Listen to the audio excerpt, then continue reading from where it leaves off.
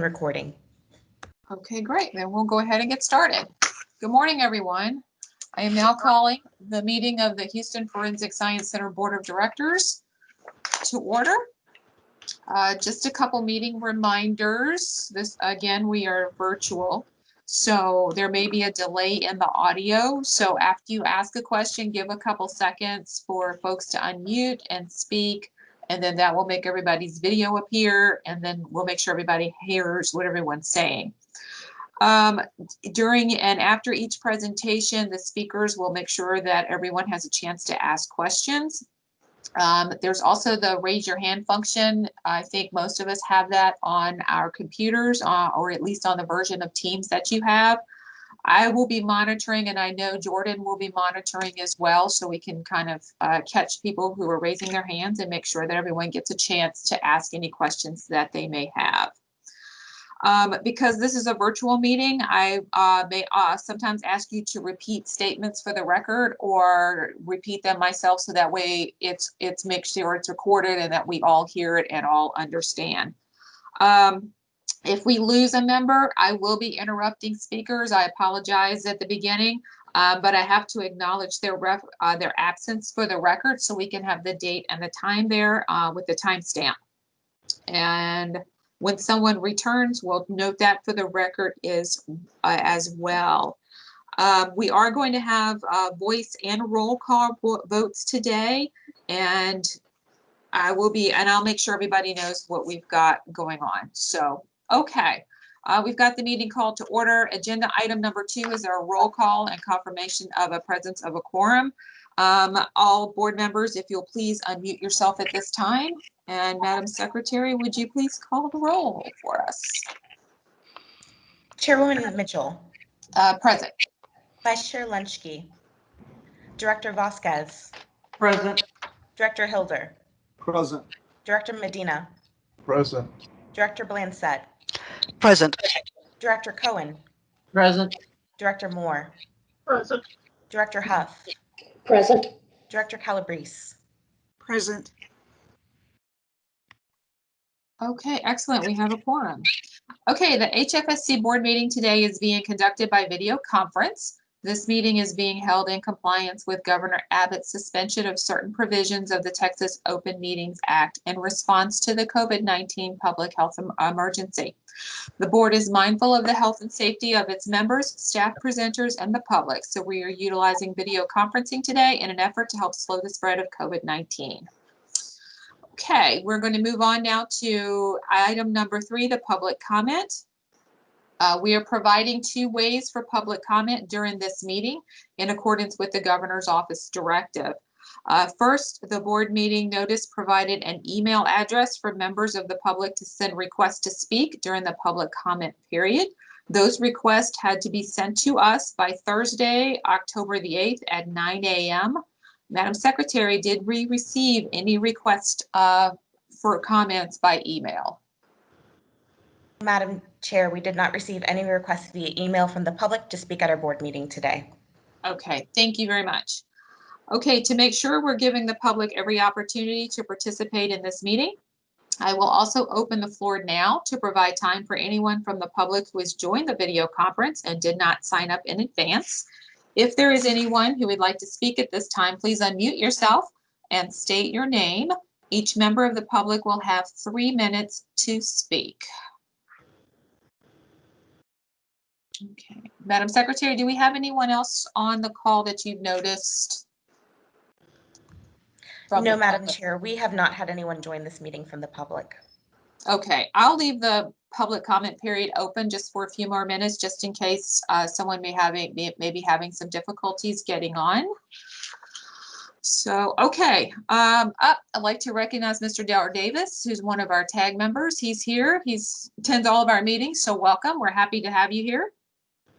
Moving on to agenda item 4. We've got the draft meeting minutes from September 11th, 2020. This is going to be a voice vote. So if everyone has everyone had a chance to review the minutes? If you haven't, I'll give you just a minute here now. And then when we're ready, I will take a motion to accept.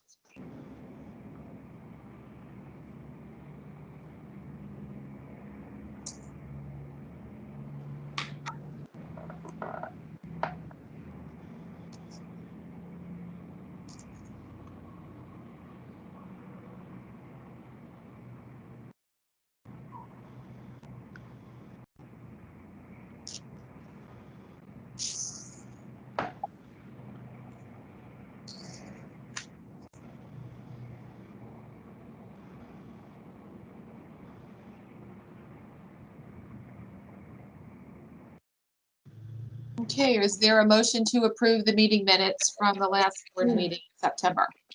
So moved. Okay, Director Cohen made the motion. Is there a second? Second. Okay, Director Hilder, I heard you first. Are there any changes or corrections that need to be made to the board meeting minutes? Okay, hearing none, this is going to be a voice vote. So all in favor say aye. Aye. Aye. Okay, anyone opposed? Please say. Okay, is there anyone abstaining? Okay, great. The motion carries and passes unanimously. Thank you. Okay, agenda item 5 is the chair's report. I do not, let's see. I don't have a whole lot to report today other than, and I know Dr. Stout is going to expand upon this, but had the opportunity to speak at the annual Houston Forensic Science Center Symposium on Evidence Management. It was co-sponsored by University of Pennsylvania's Law School, the Quattrone Center, and they did a marvelous job with the web. And Dr. Stout was, he will talk about in his report a little bit more about this, but we had a wonderful group that was on the call. I think it was over 550 people who were on the webinar. And so it was a great response. Yeah, there was like 1,000 people, I think, that had registered. So about half attended, which was really exciting. And I got to, I was asked to speak about sexual assault evidence management. And so I took that presentation and spoke about it from the hospital perspective and the healthcare perspective of some of the challenges that we face as healthcare providers in evidence management with sexual assault. So it was really good. I enjoyed it, and I think everyone, I think it was received very well. That is all that I have. So I'm going to go ahead and close the public comment period if there's no one else on, Madam Secretary. No, Madam Chair, we haven't had anyone join the meeting. Okay, then I'm going to go ahead and close the public comment period. And then we are going to move on to our reports. As corporate officers and staff members present today, many of them will share their screens as they speak with us as a reminder. When that happens, all the videos will go to the bottom of the screen if you're on a computer. If you have the virtual hand raise function, you can use it to ask questions or give comments. If you do not, presenters will pause frequently to allow for questions. And let's see, there may be some delay in the audio again, so be patient and we'll make sure that everyone gets a chance if they have a question or they have a comment. We'll make sure that everyone is heard. Going to move on now to Dr. Stout, President and CEO. He will talk about some technical updates, outreach efforts, staffing changes, and some other corporate business items. Dr. Stout.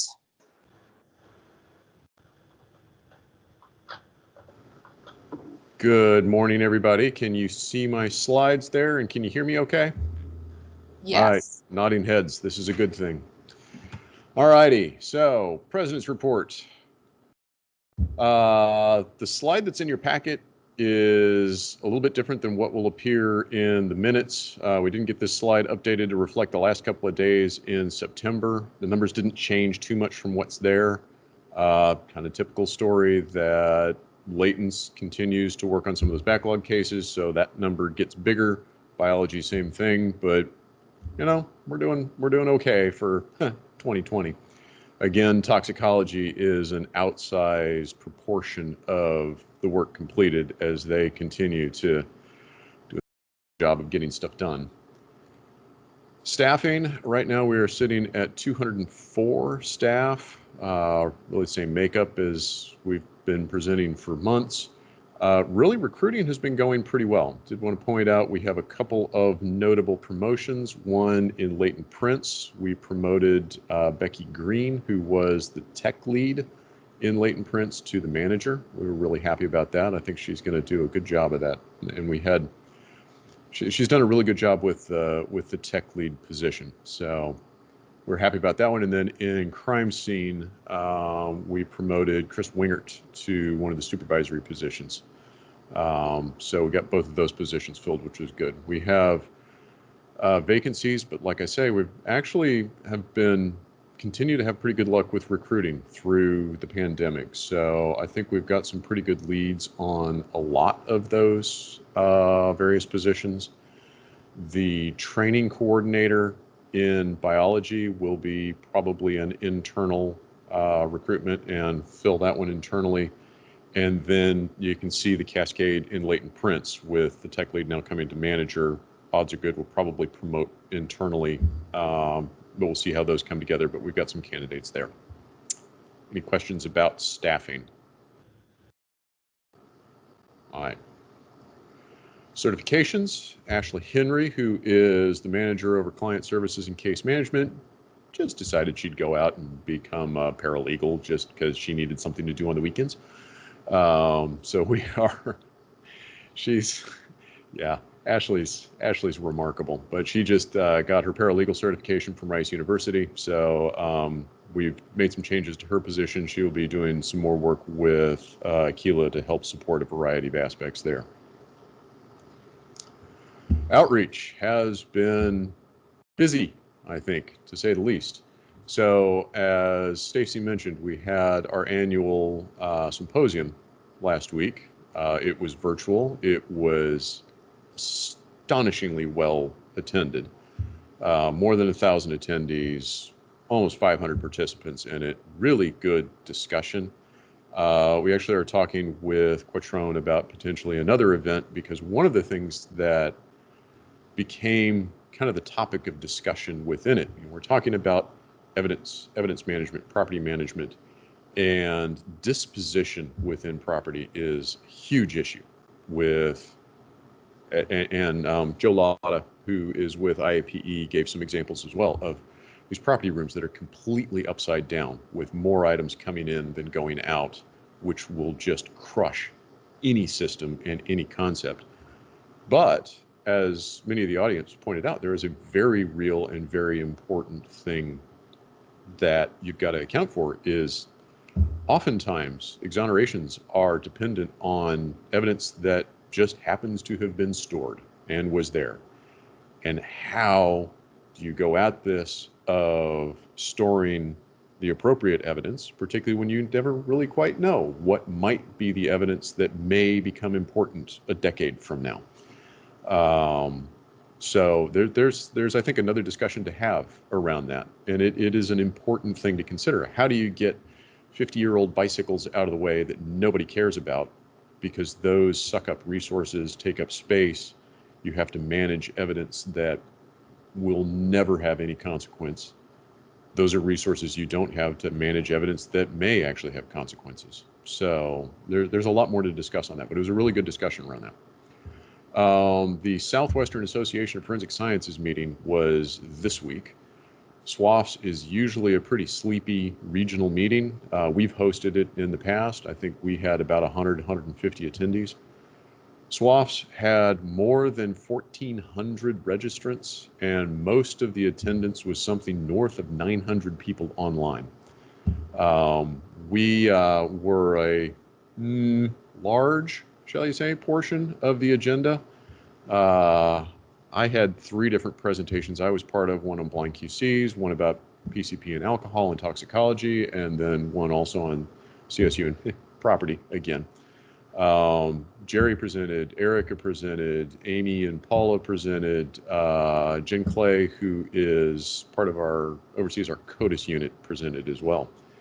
I have had a lot of really remarkable compliments about the presentations, the work that we're doing. Again, a very engaged audience, a very large audience, from all over the world as well. It was really kind of remarkable to see what's usually just, like I say, a sleepy regional meeting of, some Texans, a couple of Louisianans, the odd Oklahoman. There were people from the Middle East. There were people from all over the world involved in this. So it was, again, a really good discussion. And it was actually kind of a fun opportunity to present at that. Staff have been busy with other things. Angelica Hernandez in CSU was presenting to Hambrick Middle School's Career Day. Paula presented to American Society of Quality. So ASQ is one of the major quality professional organizations in the country. I love her title, Defect Isn't a Dirty Word. And it's been kind of remarkable the change in that perception even within HFSC over the last about 18 months. And then Amber Smith in biology presented at Acadia University and their Forensic Science Symposium. So we've had more that staff are doing. Then as part of National Forensic Science Week, a number of the staff, and you can see the names there, we had originally put together this mock crime scene when we did CrimeCon a couple of years ago. Well, they repurposed it into an online version of this. So they built the website. They did all the work with this. We had 3,000 visits to the website and more than 200 people that participated in this. Apparently, a crime lab in Arizona had like an entire crime board as the whole lab was trying to solve the case. Then we had 5 winners. 5 people actually solved it. And of those 5, 1 person was from Norway, 1 person was from Argentina. So, the involvement in this is remarkable. But I think staff had a lot of fun, and certainly thank you for putting that together. They did a good job with it. All right. I think we've got a new agenda item, right? Yes, we do. Thank you, Dr. Stout, for that report, your first part of your report. I think it's really exciting. I mean, I guess one good thing out of the pandemic has been that we've been able to really get more continuing education virtually. I mean, really, HFSC is now worldwide. Not that we weren't before, but we are. But I mean, it's really getting more and more exposure to all of the good work that we're doing. And congratulations to all the speakers at all the conferences, and congratulations to Ashley on her certification. Everyone's doing a marvelous job under these crazy circumstances that we have. Okay, the remaining now, I have to introduce these next 2 items. The remaining portion of Dr. Stout's presentation will be regarding the following 2 sub-items. The first one is going to be about the VEB. There's going to be an update on the renovations being conducted at the Vehicle Examination Building. This is the project that's partially funded by a federal grant. And the second part of his this sub-item is an update on HFSC's 2021 production goals, one of 5 company goals presented as part of the CEO and President's annual contract. So, Dr. Stout, please proceed. Thank you. Yeah, apparently my garage is now, international commentary, and I have a press interview next week, apparently in part because my credibility went up because the garage is organized. Go figure. All right, so Vehicle Exam Building. We continue to make progress on this, so just quick reminder, this is the building that's over on Dart Street where we process vehicles as crime scenes, collect evidence there. It is a legacy metal building that we've inherited in the process of standing HFSC up. Really rough building over there. And so we've had some federal money and the opportunity to renovate that building some. So we've got a match in there. There's also some city funding that has come for code compliance around the air conditioning. Basically, things are on schedule. We're getting there. Insulation has been installed. I was actually out there just this last week, did a virtual tour for staff of the VEB, since rarely do any of the staff at the CSU make it over to the building. They're getting new light fixtures strung up there. They've, I think this week they're working on the office and improving the air conditioning in the office. There certainly are other things we'd like to do to the building, but air conditioning, enclosing the additional 4 bays, are the main things that all of this is getting accomplished. We do have some connectivity requirements working with the ISP provider that probably will not align with the November 2nd completion of all the construction.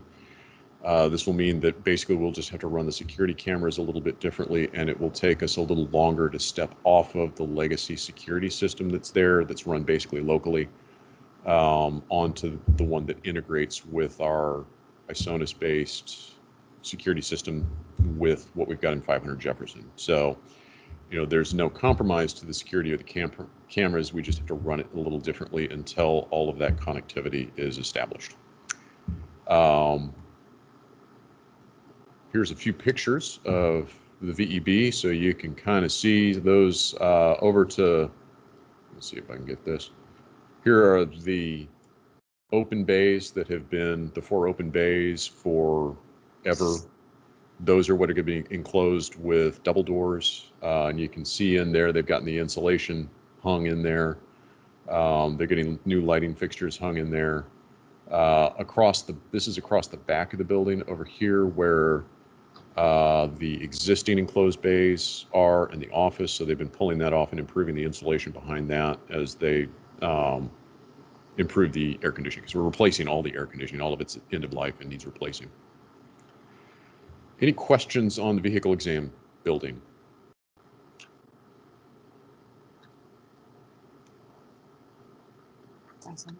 All right.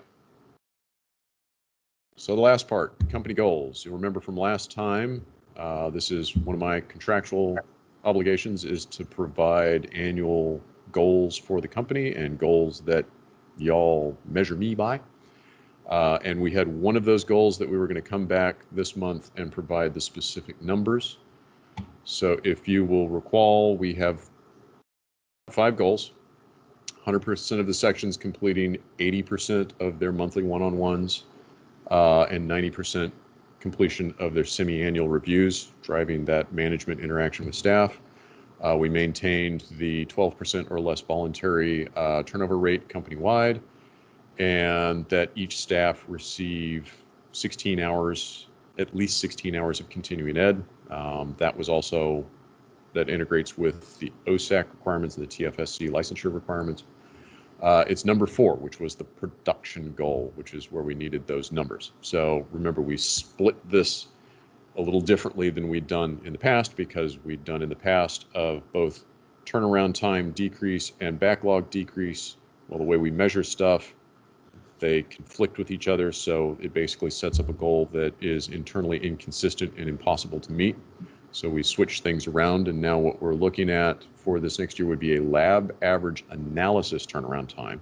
So the time that it spends in analysis within the laboratory of 28 days or less. And then that we will reduce the average age of pending cases. So if we take the average age of everything that's in the pipeline, we'll reduce that by 30% over the course of this next year. And then the last goal is that all of the support sections will achieve their target turnaround times. We have those separated from the production goals. Are there any questions about the corporate goals I can answer?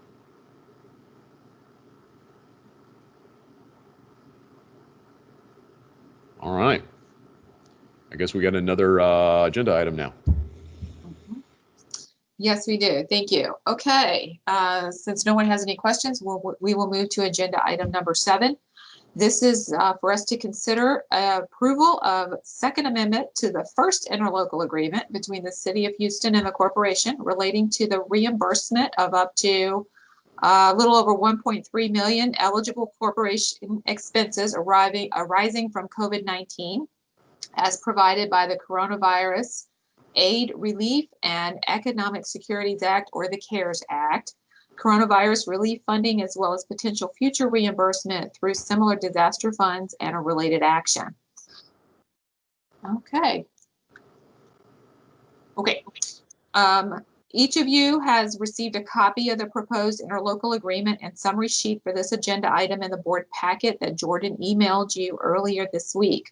This agenda item will require a roll call vote, and we will do that after Dr. Stout's presentation about the agreement and the reimbursements. Dr. Stout. All right. So we've talked a few times about the things that we have been working towards with this. So in discussion with the city, and I've got to give the city a lot of credit. They've been very helpful, very responsive around this. It's been really quite good to work with the challenge team, they call it, that has the group that's tasked with trying to navigate their way through what I can only refer to as Byzantine rules around all this federal funding. But we have submitted to them a proposal that covers items around the weekly COVID testing. Money in that should, at the rate we're going, our current estimate is that should take us through the end of December. All of this money has to be spent by the end of December. That's one of the federal rules on this.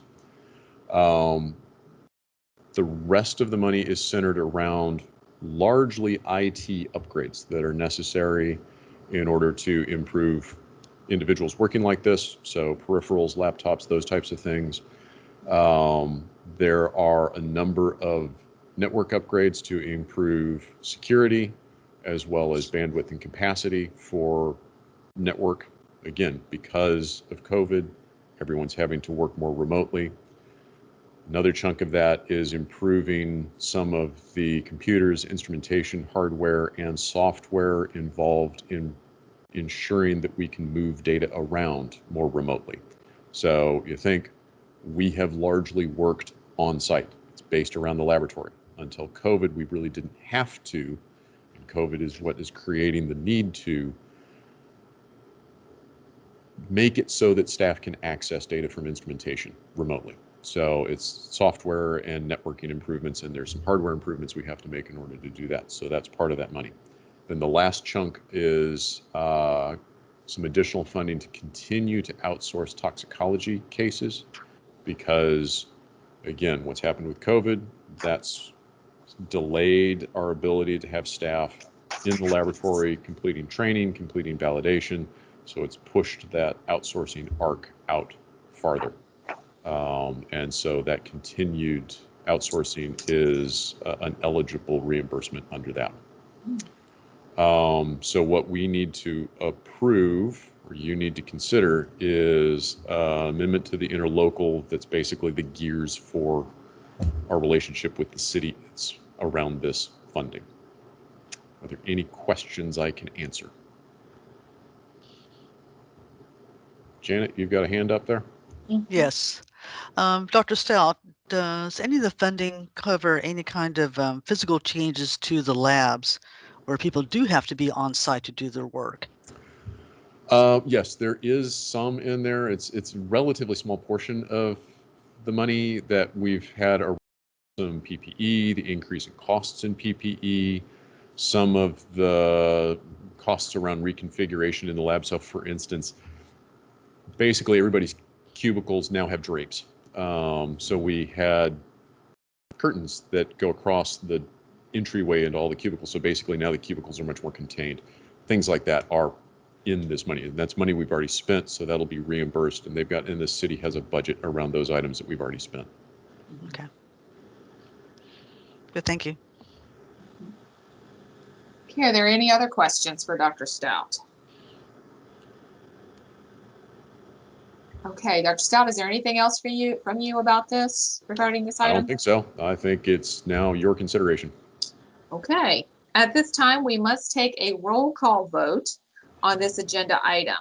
Do we have a motion to approve the second amendment to the first interlocal agreement between the City of Houston and the corporation as presented?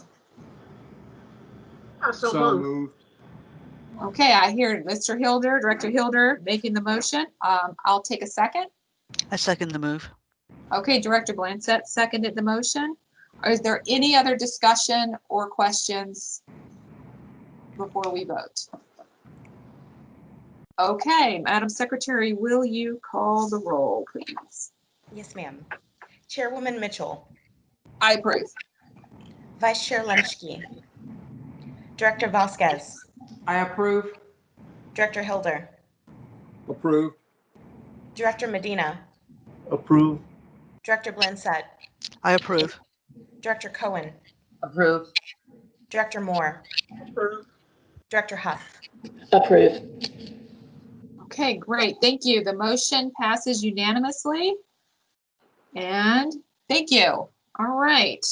Agenda item 8 is our monthly operations report from Dr. Amy Castillo, the Vice President and COO. This will include a review of turnaround times and backlogs in latent prints and toxicology. Dr. Castillo, good morning. Good morning. I am working on sharing my slide. Sorry. Okay.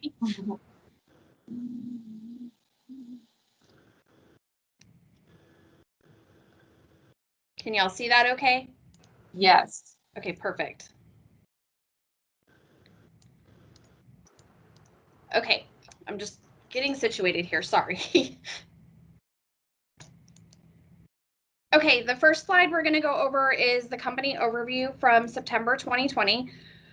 One main thing I want to point out on this slide is with everything going on, of course, we had another storm in September. We were still recovering from the shutdown of Laura, and then Beta happened. Thankfully, with Beta, we just had to work from home for one day. There wasn't any lab shutdown involved, so that's helpful because it just meant when people came in the next day, they were able to get back up and running.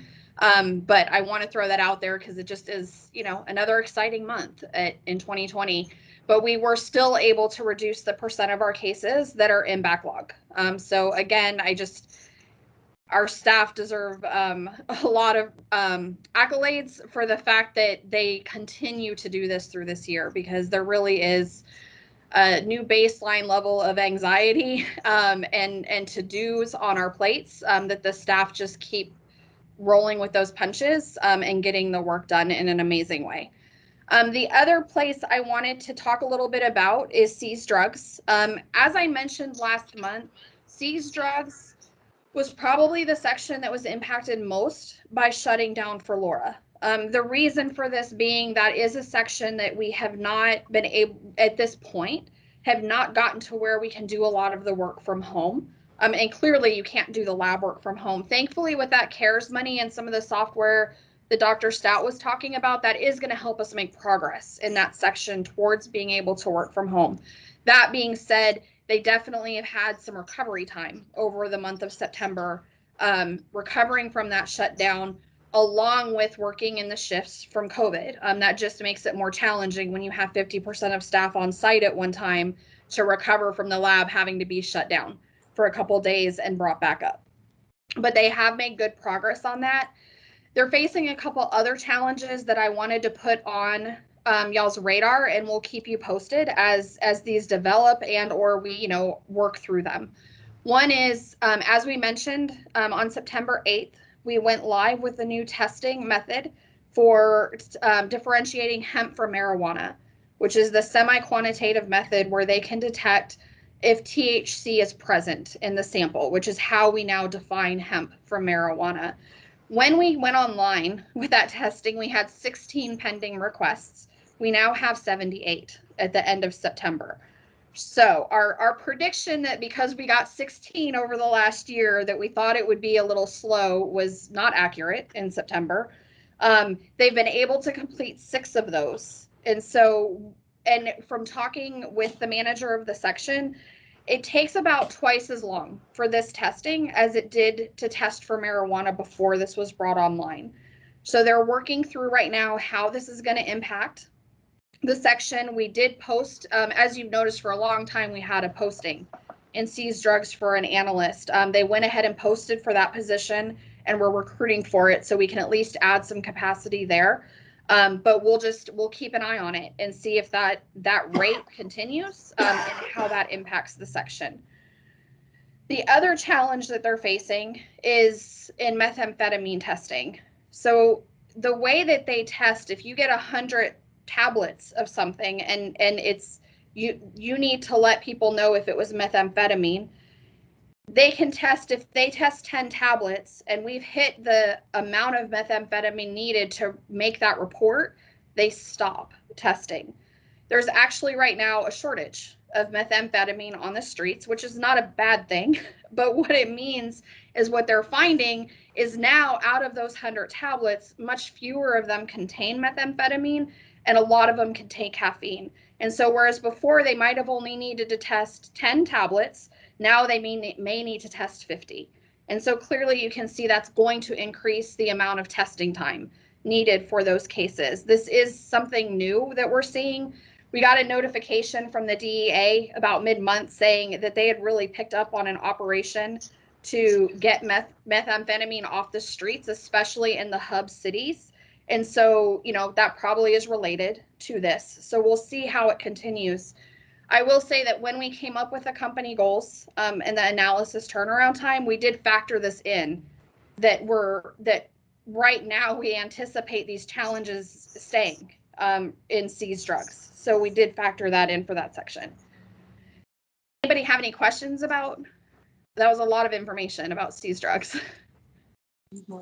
Dr. Castillo, are we considered a hub city then? We are. Okay. We are, and they said that they pulled off the headline, and I'm looking at it right now, but they pulled a ton of methamphetamine off the streets as part of that operation. So you could definitely, with what we're seeing, it made a lot of sense that's what happened. Okay, thank you. The one other point I want to make on this slide is about forensic biology, and you're going to hear a lot more about forensic biology from Courtney and Sharon. But it is, exciting news. We did exceed our target for where we wanted to be this month on the backlog. The target was to be for the internal backlog at 965, and they ended up at 946. And that was with actually more cases coming in than we projected in our backlog clearance plan. So just kudos to that section for exceeding that target. Yes, congratulations to them.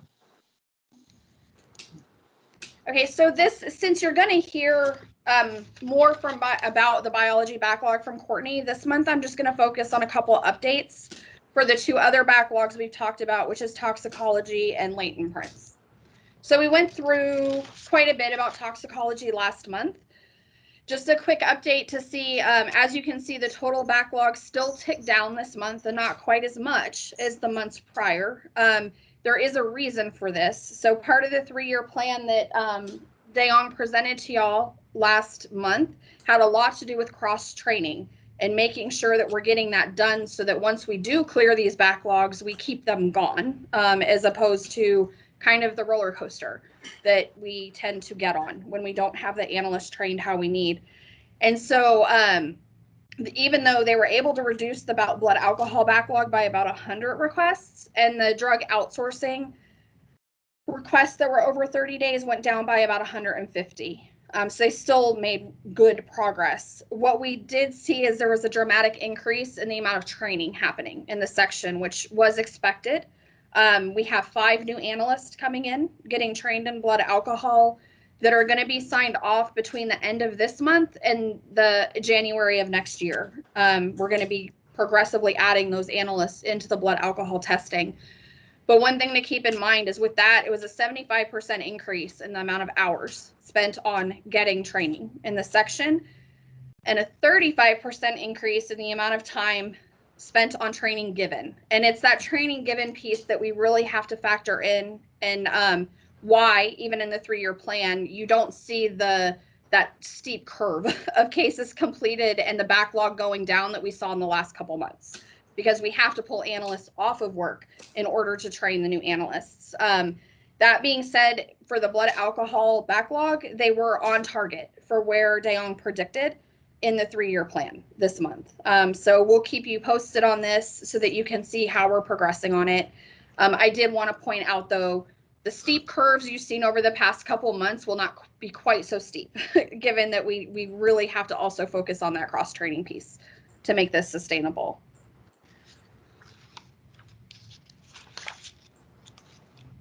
Does anybody have any questions?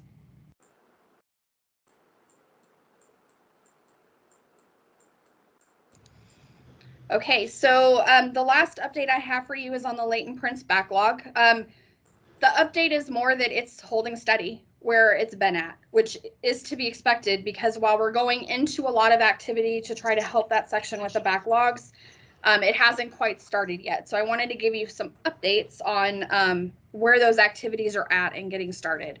So the first, as Peter mentioned, we have our new section manager, Becky Green. She was the tech lead in that section, and we're really excited about where she's going to lead that section. I think they're going to be they are an amazing team, and they're going to continue to be amazing with her at the helm.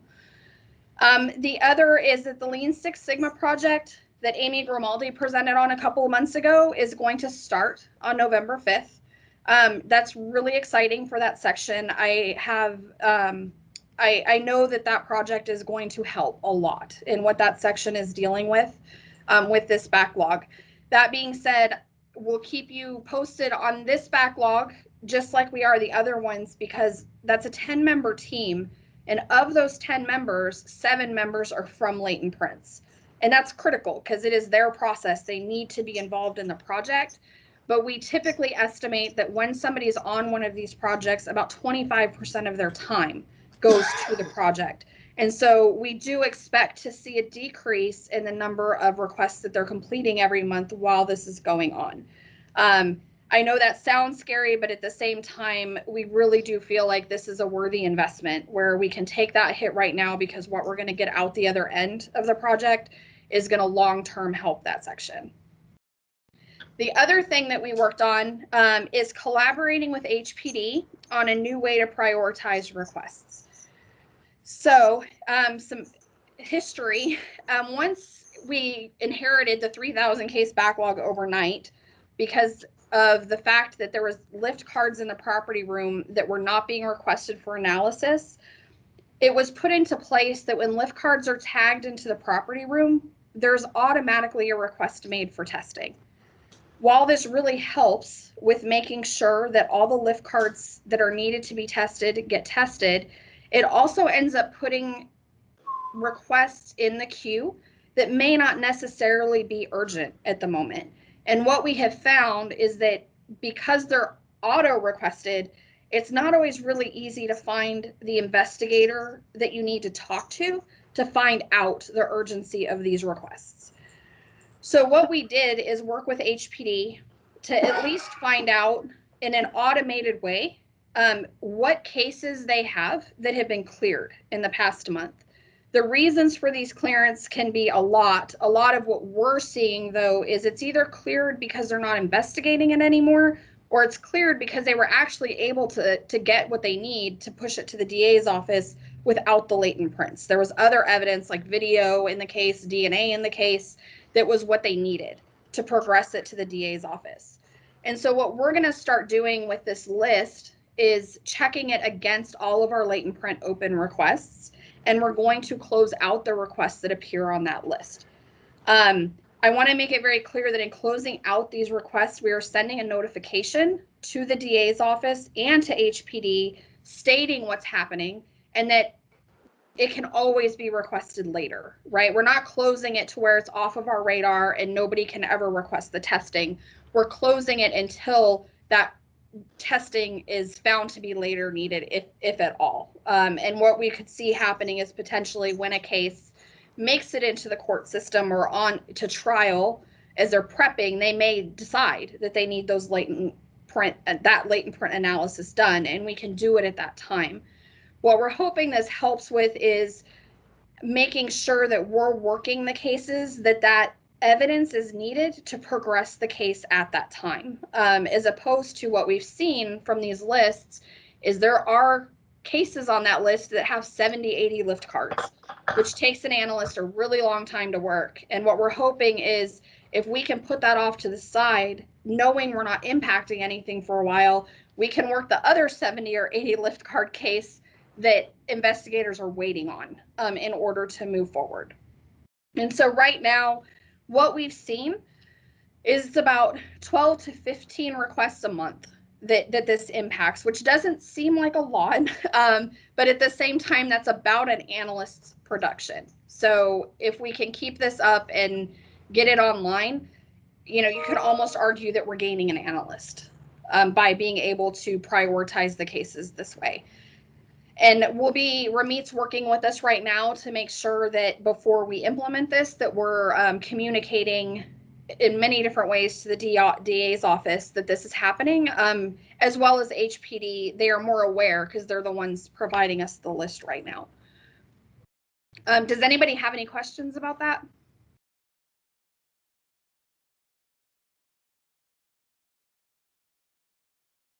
Okay, well those are my updates for this month. Thank y'all. Thank you, Dr. Castillo. Okay, agenda item 9 is our treasurer's report from Mr. David Leach, who's our CFO and treasurer. He will be talking about the company's financials, a review of HFSC's annual financial audit of corporate and federal dollars, and other fiscal updates. Good morning, Mr. Leach. Good morning. This is David Leach, the CFO for Houston Forensic Science Center. On a lighter note, I would like everybody to know that I was thrilled to death to find out this morning that I still know how to tie a necktie, something that hasn't had to happen for quite some time. I guess that's kind of like riding a bike. All right, I will try to share my screen here, and the first thing that we'll be looking at is the annual independent auditors report, which, did that work? Do you guys see Houston Forensic Science Center, a component unit of the city of Houston? Yes. Okay, so each of you should have a copy of this, but I'll put it up on the screen and just go through the highlights of it as I scroll down. What you'll notice is that the annual audit report, which is done by Blazek and Vetterling, an independent audit group, that is broken up into two major pieces. There is the audit of the financial statements and the accuracy of the financial data that we prepare and present. And then there is also an audit of the compliance for each major program, or really the audit of the federal grant money that we receive. And then, so there's two different audit reports done, and there's really two different audits done. And then also within each of those two audits, there is an opinion on the accuracy of the financial information presented. And there's also some statements about the internal controls that are in place. So as we go through this, if you just kind of look at it in those different pieces. The first part that we will look at will be the audited financial statements. So let me scroll down here to the opinion. Now, please read through this. You can get all the details, but I'm sure you don't want me just to read to you 30 pages of financial information. And this is on the financial piece. Says, in our opinion, the financial statements referred to above present fairly in all material respects the financial position of the governmental activities and the major fund of Houston Forensic Science Center, Inc. as of the 2 year ends 20 and 19, and the changes in its financial position for the year then ended in accordance with the accounting principles generally accepted in the United States of America. So that's what you want to hear. You want to, like, I call it a clean opinion. So that's a good thing on our financial statements. So that's a positive. And then several pages of notes and information and financial data. Really, all of this is presented in a different format than what I present to the board, because it has to be in compliance with general government accounting principles. So the presentation is a little bit different. What I present to you at year end is more geared towards what management would like to see to understand the business. The numbers are the same, they're just presented differently. You go through all the footnotes, all the background information that's all required a part of public audited financial statements, which are given to the city, since we're a component unit of the city, for them to roll up into their financial statements. There are several pages of that, and then you'll come down after you get through all the notes. Director Blancett, you were talking about COVID. There's a new note in there this year about COVID and a potential receivable from the city. For those, you see the 111,000. So that's a new note this year that hasn't been there in the past. And then you come down to a part where they make a statement about internal controls. Now, again, this is the internal controls over financial reporting.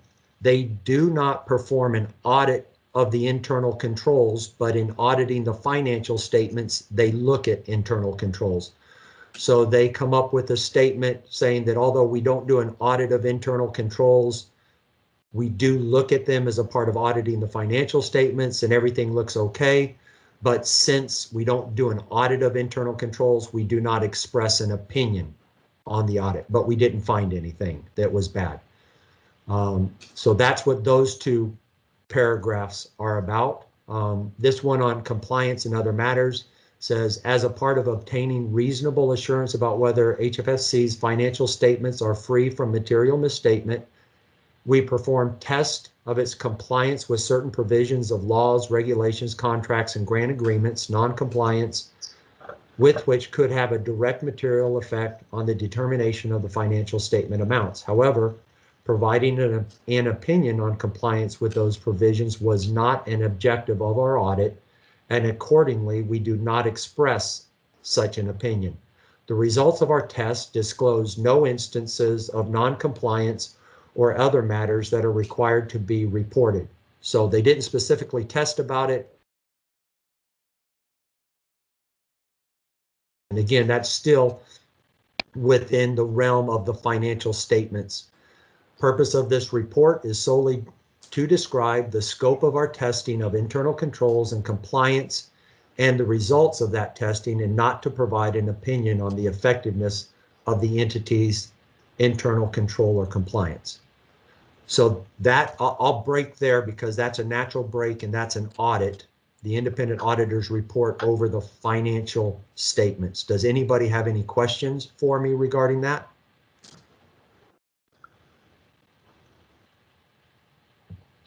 Okay, now we are going to look at what is commonly referred to as a single audit act, or the audit over the federal funds and our compliance with using grant money. It's called the Independent Auditor's Report on Compliance for each major program and report on internal controls over compliance required by the uniform guidance. So they offer an opinion again.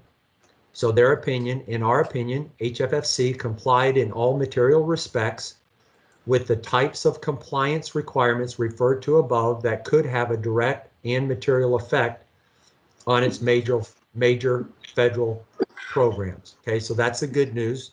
That's a clean opinion. The bad news this year is, from my perspective, is that there were a couple items that when they looked at our internal controls, we did not follow our policy as closely as we should have followed. So they brought those two control weaknesses to our attention, and that's what will be dealt with now, and I'll give you the specific of. Now again, those are controls that we did not perform. That does not mean the numbers are wrong. That just means that we had a control that we should have performed that we did not perform. So it says the results of our auditing procedures disclosed instances of non-compliance which are required to be reported in accordance with the uniform guidance, in which are described in the accompanying schedule of findings and question cost as findings. It gives a number. Our opinion on the major federal program is not modified with respect to these matters. So they found a couple things that we didn't do as well as we should have done, but it wasn't significant enough for them to not give us a clean opinion. I hope that makes sense. A lot of double negatives in there. So in this paragraph, what they talk about is the definition of different types of control deficiencies, with the worst being a deficiency in internal control, and then each one becomes a little less significant, with the last one, but still reportable, is called a significant deficiency. And a significant deficiency in internal control over compliance is a deficiency or a combination of deficiencies in internal control over compliance with a type of compliance requirement of a federal program that is less severe than a material weakness of internal control over compliance, yet important enough to merit attention by those charged with governance, that being the executive team. So they found two of these. And they brought it to our attention, and they're bringing it, and they include it in the report. So this is the typical statement that they issue, which will go to the federal government as a part of their audit of our federal fund. And everything in this is good. The unmodified opinion, that means it's a clean audit opinion. What isn't good from a standpoint of being perfect would be that, yes, they did find a couple of control weaknesses, which I've been speaking to. And so that box says yes, whereas in the past it's been no, and we'll get it back to no. So here are the deficiencies and the write-up. During our testing of 7 transactions requiring procurement, we noted the following exceptions. Uniform guidance requires simple and informal procedures of procurement methods for purchases within simplified acquisition threshold of 10,000 to 150K, according to HFSC's procurement policy, which includes obtaining price or rate quotations from an adequate number of qualified sources. In our procurement sample of 7 items, we noted that purchases for professional services and equipment did not undergo an informal procurement methods. So of the 7 items that they tested, 2 of them, we didn't follow our own procedures. Let me give you what those 2 items were. We have former employees in FBio who now don't work for us, but we contract with them, and we contract with them to do some work for us on reports. And since they were trained by us, they've gone through our training, they've gone through our approval process, they are signed off on and able to review reports. If we were to bring anybody from outside in to outsource some of this FBio review work to, they would have to go through a lot of work for them to become certified to look at our reports. One of the people that does that work for us, we didn't fill out the form correctly to say, hey, this is a unique situation. They're qualified for these reasons. It's not open bidding for this type of person. So we should have filled out the documentation and we didn't. So that was one of the findings. The other finding was in FBio, we have freezers. We decided to purchase more freezers with grant money. Back in 2016, I believe we bought 3 or 4 freezers. We bought a specific type of freezer. We went through the quoting process, the bid process, everything back in 16. When we decided to get 2 more freezers this year, we decided to get 2 of the same. They performed well, they work well, they fit into our space. We already know what we're dealing with.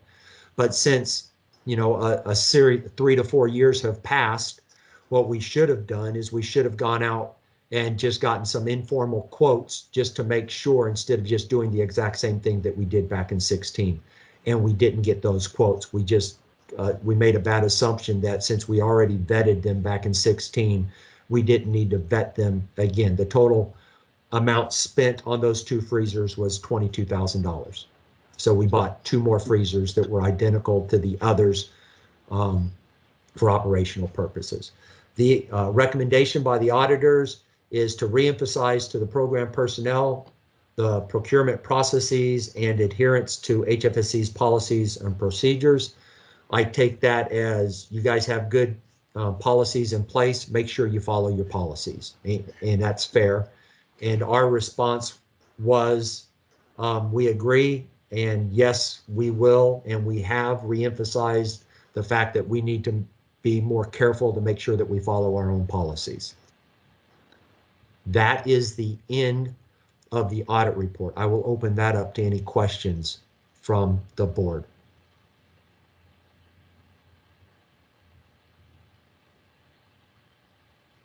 This is David, this is Stacy.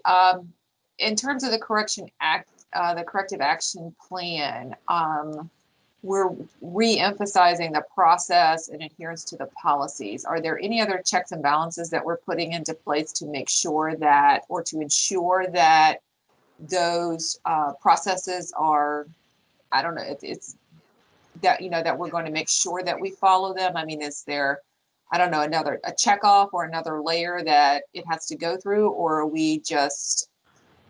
Well, you see, that's kind of a hard one, because you have a good process in place, you just didn't do it. There isn't a better process to put in place. We just need to be more careful to make sure that we do it. So what we are going to do is we put in, well, anytime you get written up for something, you know, it draws attention to it, right? You don't want to get a slap on the hand twice for the same thing. So that's part of it. But also when it comes back through the finance department to review it again, we're laying eyes on it again, just because it, you know, it's been brought to our attention. So we're paying more attention to it. Okay. Okay. All right. Thank you. Any other questions before I close out the audit report and move to the actual treasurer's report? Okay, let me close this. And now let's see, open share. I need to share again. Do you see a PowerPoint now that says HFSC's first quarter 21 update? Okay. Yes. So let me just go through this. In the past, I've been going through this month by month, and we're really very consistent financially. So we've decided to go to a quarter basis. So what I'm going to do today is the first quarter 2021, which would be July 1st through September 30th, and doing it a little bit differently just to give you a snapshot of it, but also including the detail for you. So here you can see what you've seen in the past is that people costs are still running around 70%. They changed a little bit in total this year because in the first quarter, simply because at the year end, with the timing of the actual payroll and the accrual, the first quarter is 1 week shorter of payroll, and it will get caught up at the year end. Those of you who are familiar with accrual accounting know why at year end you have to do that, but really nothing has changed. Here, capital spending is higher because now we have capital lease with the building. And then we also have a capital lease with the 2 LC triple quads. So part of each one of those payments shows up in capital now, where in the past it would have shown up just under rent. So that number's a little bit higher than it has been in the past. The other numbers are consistent with what you've seen in the past. So really no changes in the fundamental business. The next slide compares this year to last. You can see that our total personnel spending is almost identical to last year. It will be a little bit higher this year because we've been given the 1.6 million increase for toxicology, and that will include 5 new people within toxicology. So personnel cost will run a little bit higher. City of Houston personnel is pretty much consistent with last year. You see total personnel. Supplies are consistent. Services are pretty consistent year over year. Non-capital, we really haven't spent any yet this year. Last year we spent a little, but the numbers year over year are very consistent, as you would expect, as I expect in the business. What you have in your board packet after that is the detailed financial statement for you to look at if you so choose. And if you had any specific questions on any specific line items, you could ask me, but I'm not going to go through line by line. I think that the higher level is appropriate unless you have specific questions. With that, I will open it up to any questions on our first quarter results.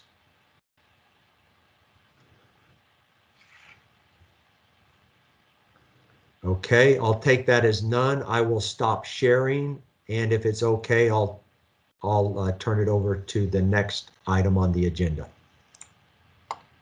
Okay, thank you, Mr. Leach, for those informative presentations about the audit report and our financials. Appreciate it.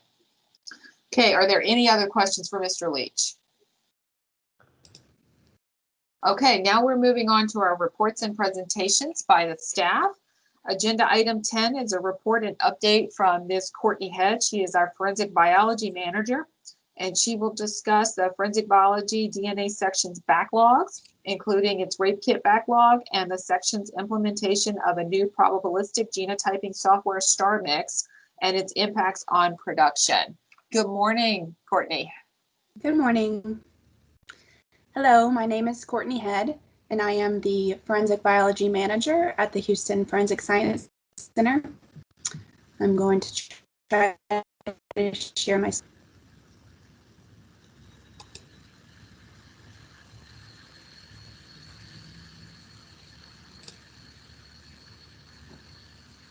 Are you all able to see it? Yes. Yes, okay, great. Okay, so we've talked a little bit about what probabilistic genotyping is in previous board meetings, but I know some of you all are new and you might not always think about DNA. So just to remind you, a probabilistic genotyping software helps with our DNA mixture interpretation. And so DNA mixtures happen when multiple individuals' DNA is mixed together in one sample. And these types of samples can be very difficult for our analysts to interpret. It's also been difficult previous to now to establish SOPs or to have documentation to support parsing apart these mixtures in the past. And so this software definitely has been very useful in assisting our DNA analyst with this mixture interpretation. Let's see here. So I'm going to talk a little bit about where we were at before we had StarMix. This is relatively new. We had our first analyst signed off in late December of 2019, with most of our analysts being signed off in January to March. So we're relatively new at using this in our casework, but we've gone back and looked at the cases that we've done StarMix on our casework now. And we also took a dive into about 550 cases pre-StarMix in order to get this information. So before we had StarMix online, about 56% of our evidence samples were uninterpretable. And what this means is either it was too complex of a mixture, so there was too many DNA profiles mixed together and we weren't able to interpret it, or there could be a situation where there just wasn't enough information and we were unable to interpret the mixture. And so unfortunately in these situations, we weren't able to get information to the investigator or to attorneys about whose DNA might be present in these samples. So that's pretty sad that over half of our samples we weren't able to really do anything with. So now with StarMix, we're down to 23% of our samples being uninterpretable. So that's really great that we're actually able to do more with the samples that we're evaluating in our casework. So we're able to interpret 33% more samples, which is really a great thing. And very useful and provide more information to our customers, to our investigators, and to our attorneys that are interested in determining whose DNA might be present in the samples we are evaluating. But this means that our analysts are actually doing 33% more work without really any change in the number of cases that are coming in or the number of samples that are being evaluated. So once I saw this, I was kind of like, wow, this is definitely going to slow us down a little bit. We already have a backlog, and we're certainly not known for being fast as far as DNA goes across the country. It's just a slow process. And so by adding this additional work, while the great thing is we're able to provide more information, it's definitely slowing us down. And so before we had StarMix, our analysts were able to complete about 24 cases a month, which was really great. And I think we had a really good core team of analysts, and they had a lot of experience using our previous DNA interpretation methods. But once we brought StarMix online, it kind of, I guess, leveled the playing field, if you will. So everybody was new at it. No one had previous experience with StarMix. Everyone was kind of starting over, learning how to use this software and just thinking about DNA mixtures in a different way. And so currently our average is about 12 cases a month. And so I'm only sad because we've taken a 50% hit in production with really no change in the number of cases that have come in the door. And we know it's very important to get this information out to our investigators, and we want to make sure that we're trying to get cases completed as quickly as possible. But the addition of this technology, as great as it is, it's definitely slowing us down. And this is something that I think every lab, when they've brought this type of software online, has experienced. So we're not alone in this, but it's now our problem and something that we're having to work through. So I think we will be able to become faster as our analysts become more comfortable with it. Like I said, I think some of our first analysts have been using it for about 6 months. So I think in about maybe January of 2021, maybe I'd expect to see an increase in our average cases per month as our analysts have had some time to get comfortable with the software. But I don't think we'll ever be back to 24 cases a month per analyst, just because there's more work, more samples to evaluate. And also, we as DNA analysts use the software to aid our analysts. And so it doesn't replace the work that they do. And so when we put our DNA profiles into this software, we make sure as analysts, the information that we get out of the software makes sense. We don't just take it and move on with it. We have to make sure that given our experience and our knowledge in DNA interpretation, that it makes sense. And it would be intuitive to what we do before we had this software. So it's time consuming. But overall, the end result is we're able to use more of the data, and that I think is the most important part. It's also had an impact on our CODIS unit.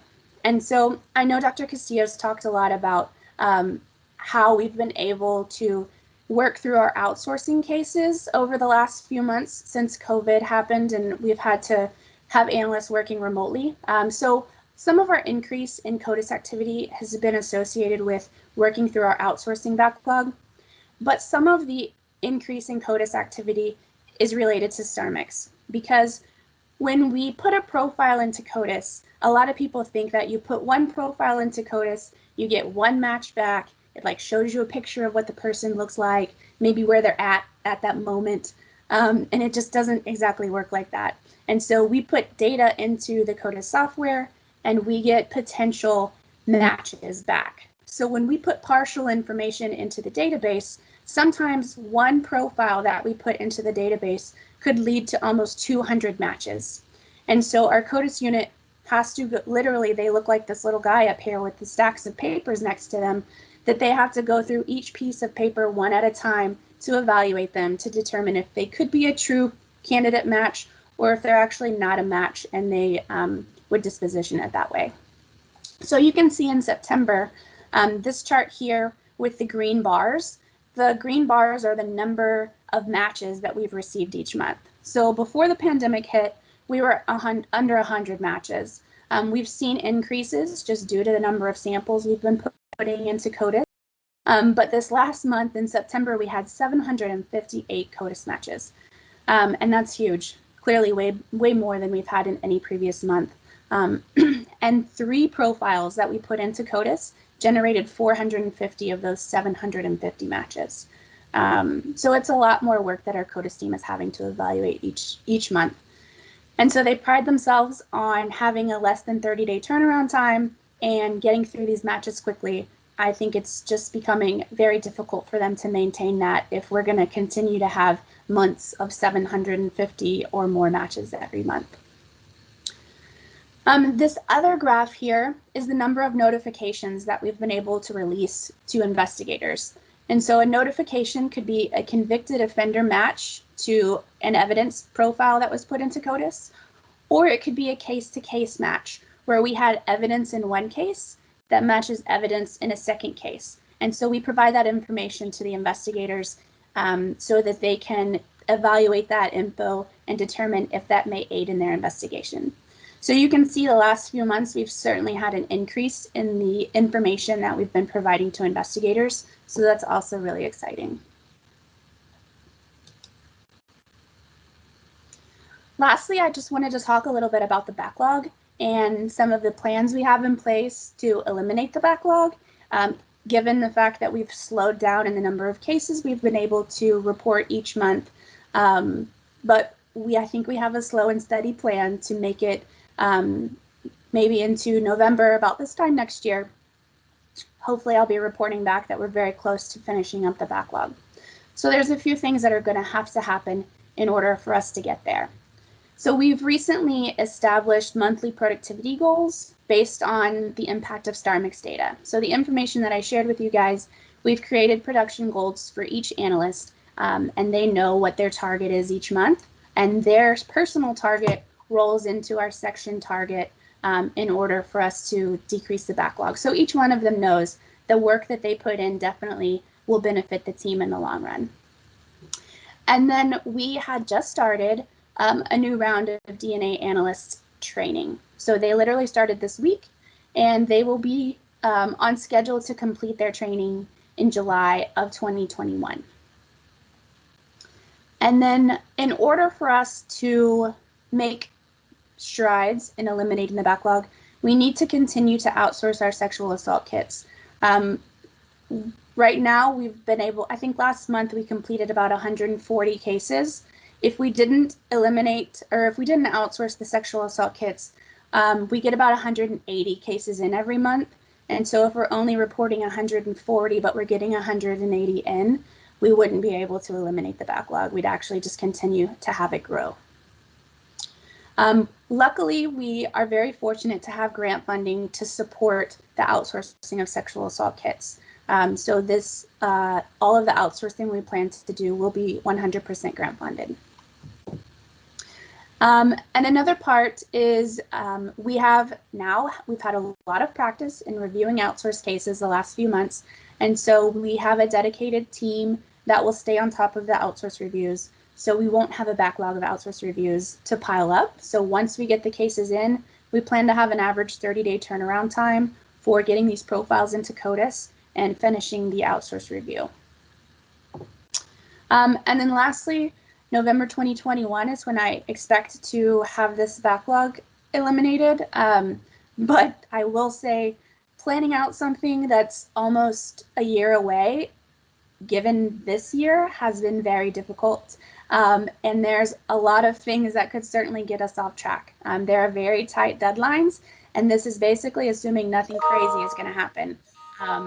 And I think crazy things are kind of the norm right now. So how to plan for that, I just couldn't. So we'll just make sure to keep Dr. Castillo and Dr. Stout updated, as you guys as well, if we see things start to get off track due to unforeseen circumstances. Because like I said, our analysts, we're relying on each one of them. So if anyone, has to go on leave for an extended period of time, we're planning to likely promote someone to our training coordinator. That may have an impact. Certainly pandemics or even another tropical storm could have an impact as well. So I think this kind of sums up the information that I was here to talk about with you guys today. Do you guys have any questions for me? Oh, oh, go ahead. I see there's a hand raised. Janet.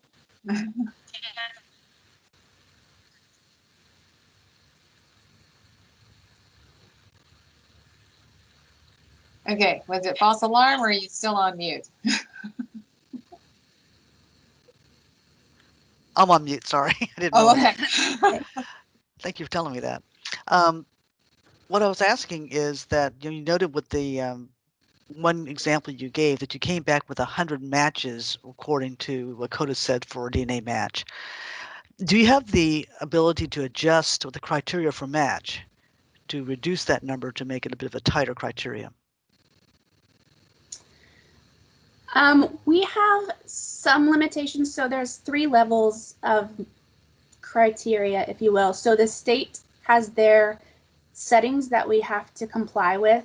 And so for the matches that we've been evaluating, they're mostly what I'd call a state level match. And so unfortunately, in those situations, we can't adjust the criteria to kind of tighten it down and perhaps eliminate some of those samples.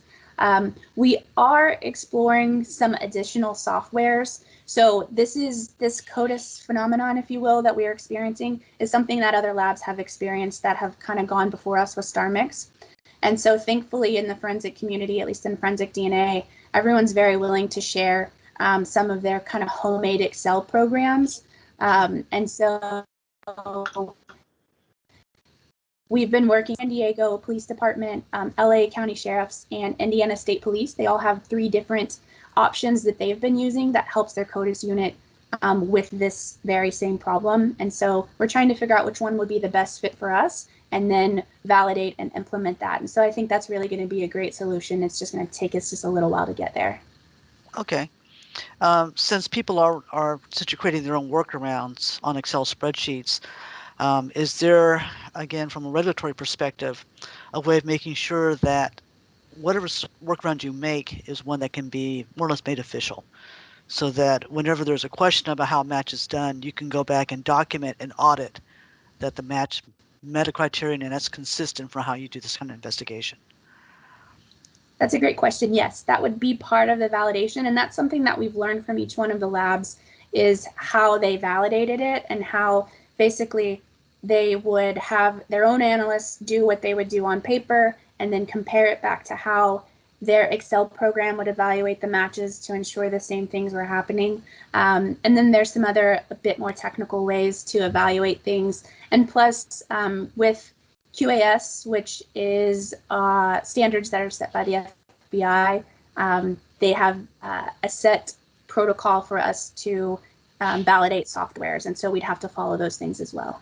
Okay. Okay. Would this sort of thing have to become part of a standard operating process, SOP?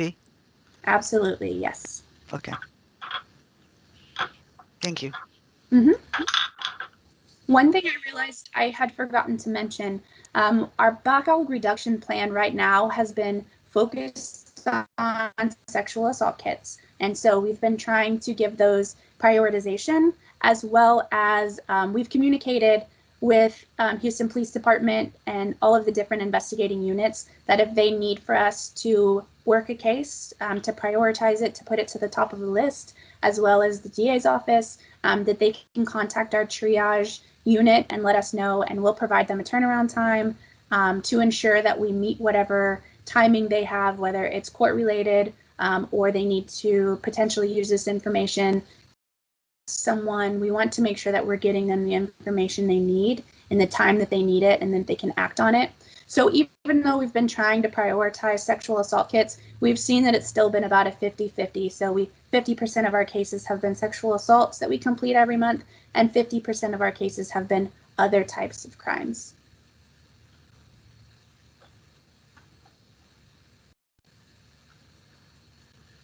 Okay, well, I will turn it over to the next speaker. Thank you so much. Thank you. We appreciate that. That was a good presentation, gave us lots of good information. Thank you. Thank you. Okay, agenda item 11 is a presentation from Sharon Maxwell, who is our DNA technical leader.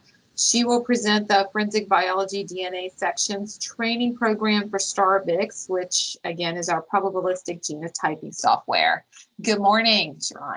Good morning. Let me just get things situated here. Okay, can everyone see my first slide? It says, my name, Sharon Maxwell, and Bio DNA Technical Leader. Yes, we can. Yes, ma'am. Thank you. So since this is my first time presenting to the board meeting, I wanted to take a second just to introduce myself a little bit. Again, my name is Sharon Maxwell. I am from Hampton, Virginia. I received my bachelor's in forensic science from Virginia Commonwealth University and my master's in forensic science again from George Mason University. During that time of my master's program, I accepted a DNA internship at Bodhi Technology, which was a very small company at that time. So I definitely have had experience and have grown with their company between 2013 and 2018. Eventually, I was promoted to the customized casework team as an analyst, where I worked on very specialized cases involving older cases. I worked on a large amount of innocence project cases and also had a hand in their high throughput DNA work there as well, similar to how we process DNA here at HFSC. In 2018, I moved on to Houston and became the forensic biology training coordinator, where my main focus was designing and implementing training programs for technician and writer training. When StarMix came online, that Courtney kind of touched on, I was involved in the StarMix training program and then implementing StarMix into our case workflow. whenever you are going through a training program, all analysts, I help prepare them for their written exams, their mock trials, and anything StarMix related. In the last month, I have transitioned over to the forensic biology DNA technical leader, where I oversee the technical operations of the laboratory. I'm involved in several of the approval processes, including approval of the training program, approval of our analyst authorizations, which allow our analysts to start performing casework. And I'm also involved in the approval process of proficiency testing and all of our contracts for outsourcing that we have for our vendor laboratories. Lastly, I review and update all of our standard operating procedures to ensure that we are in compliance with the FBI's quality assurance standards that we need to enter profiles into CODIS and the ISO IEC 17025. So Courtney kind of touched on how we have 4 analysts that just started DNA report writer training this Tuesday. I gave them their very first lecture.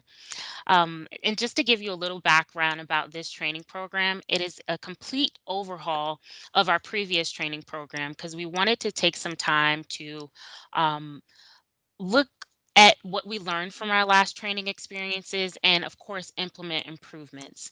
The 4 analysts that are involved in this training program currently are 3 of them are current technicians and 1 is a brand new staff member, but she has previous laboratory experience.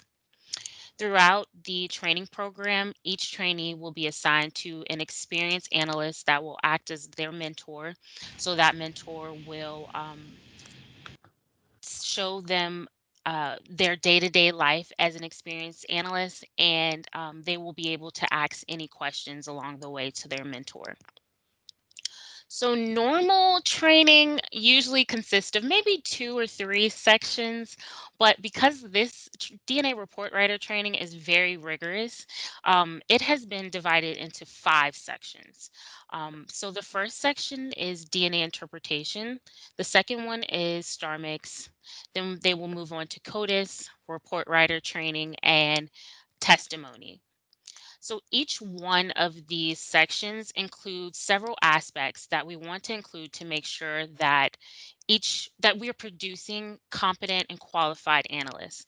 And those include each trainee will take lectures, they will complete practice exercises, written and oral examinations, and then they will conclude their training with a mock trial just to make sure we are preparing them properly to testify in court.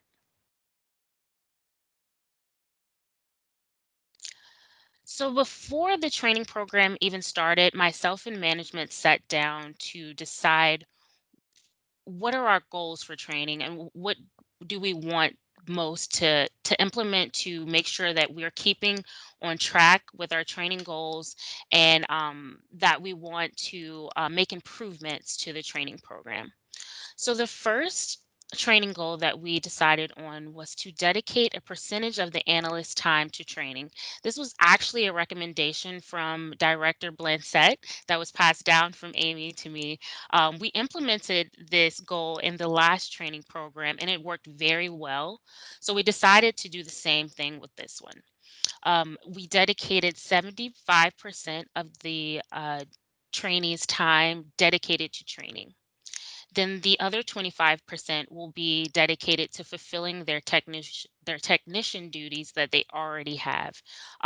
We decided on 75-25 because we want to maintain their competency in the duties that they're already performing. So we're as a overall as a section, we are trying to make sure that our analysts are cross-trained in all sections of the process so that we can, if we need someone to complete a role, they can.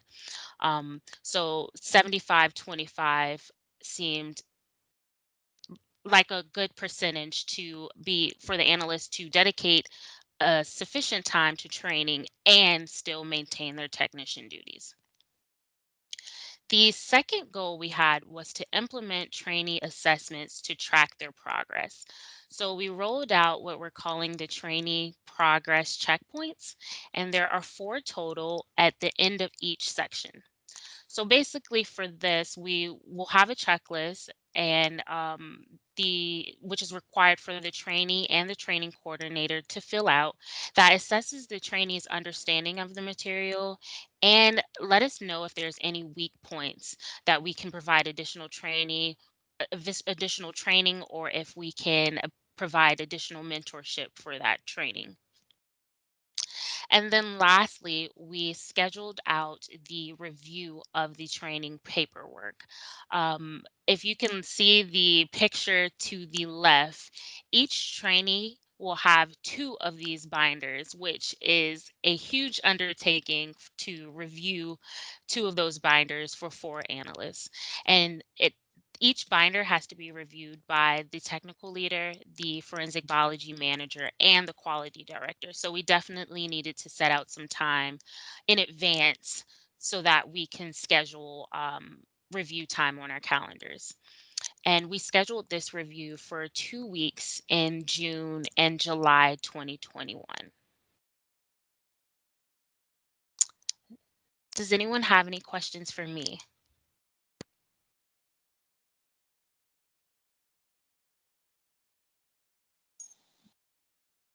Okay, doesn't look like it. Janet, did you have a question? Okay. All right. Well, thank you so much. Thank you. Yes, great presentation. Thank you. Okay, moving on to agenda item 12 is our report from Mr. Jerry Pena, Director of CSU and Digital Multimedia Evidence. He's going to talk about the impact that COVID has had on operations. And he is going to also include in his update an update regarding changes CSU is making to remain operational while renovations are ongoing at the VEB. Good morning, Mr. Pena. Good morning. How are y'all doing? Ready for the weekend? Absolutely. I'm gonna share my screen here. Can y'all see that?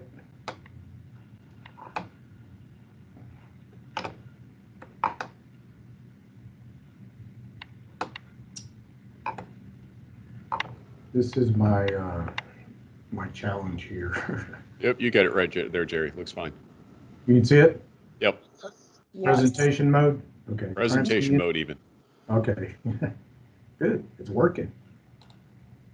All right. I want to start off by talking about the increase in homicides. As you can see, once again, we're reporting higher numbers month after month and compared to this same time period in 2019. 37 homicides versus 24 in 2019. This continues to be an increase that we're seeing month after month.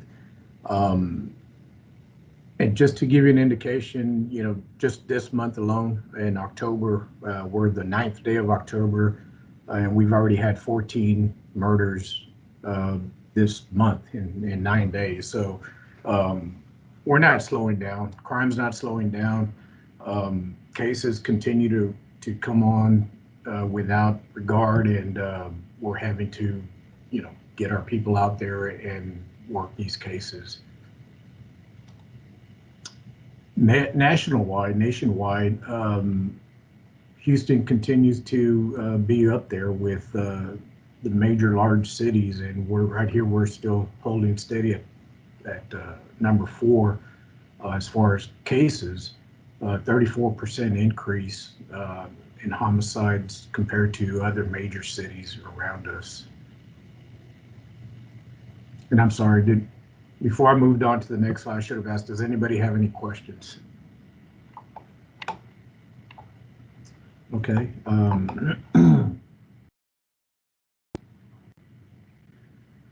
Here's an area that we're starting to see a tremendous increase, and that's the aggravated assaults.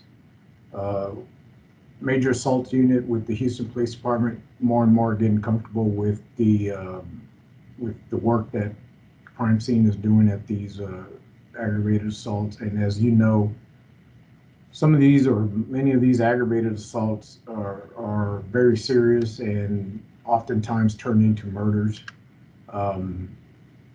We're at 30 for the month of September compared to the same time last year. We only worked 9. And just to give you an indication, I had Domingo, my deputy director, run some numbers, and he coordinated with HPD to get some statistical information. And just for the month of September, the Houston Police Department answered 1,365 aggravated assaults. Those are serious bodily injuries that occurred to escalate it up to the aggravated part of it. These aren't simple assaults. These aren't, anything like that. These are stabbings, beatings, shootings. So 1,365. We answered 30 of those. So there's a tremendous disservice, or not a disservice because we do provide very good service, but there's a tremendous caseload that we're not able to respond to. And you cannot tell me that out of 1,365 aggravated assaults that occurred in the month of September, that only 30 of those required forensic investigation. So, big numbers there. Any questions on this slide? Okay. Moving on. Crime scene unit requests have increased, as I explained. Expectations that requests will continue to increase. And I just showed you some stats and how that continues to rise month after month. Our current staff member, 28 staff members, and you got to remember that not all 28 are working the field right now. Some of those are training positions. We do have a vacancy. I just promoted a supervisor. He's in training.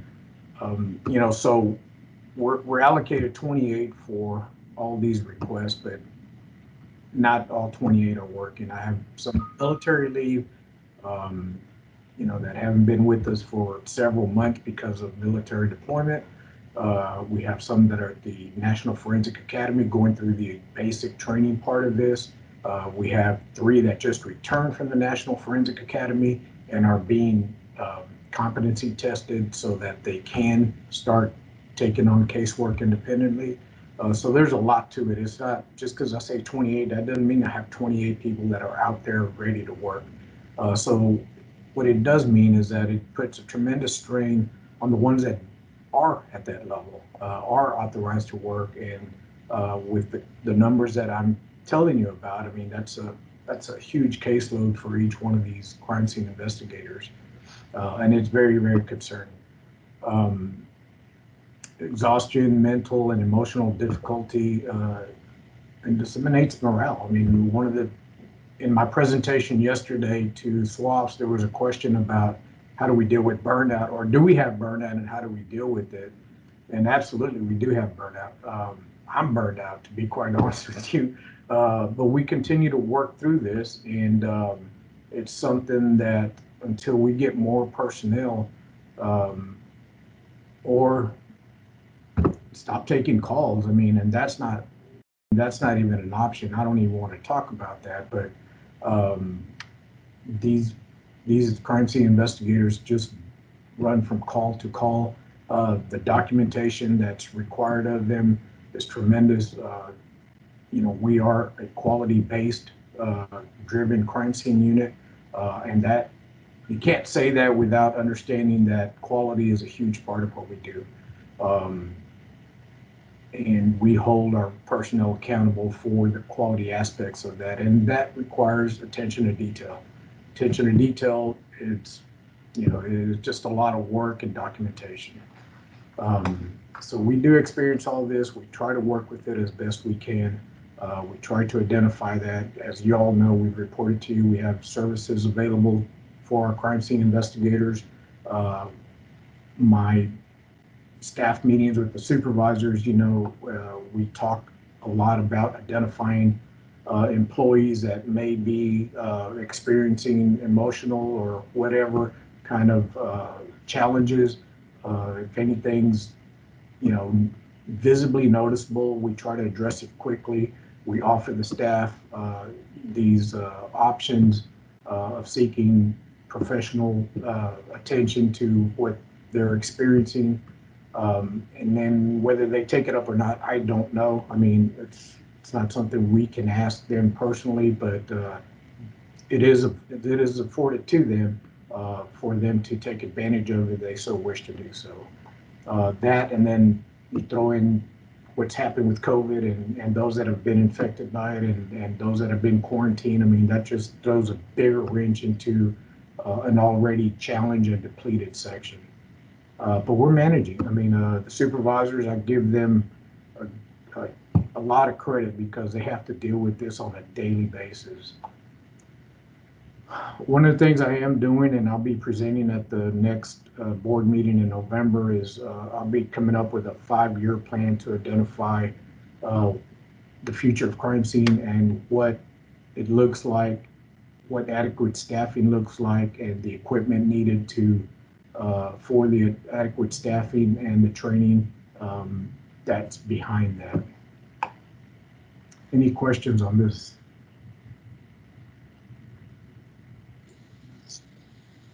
Yes, this whole thing, this is really disturbing. Because and I'm sitting here thinking about what you were saying about having 28 members on the staff and saying who is in training, who is deployed, who's, you maybe have about 16 or 18 that are actually working. I mean, that we have on rotation responding to scenes, right?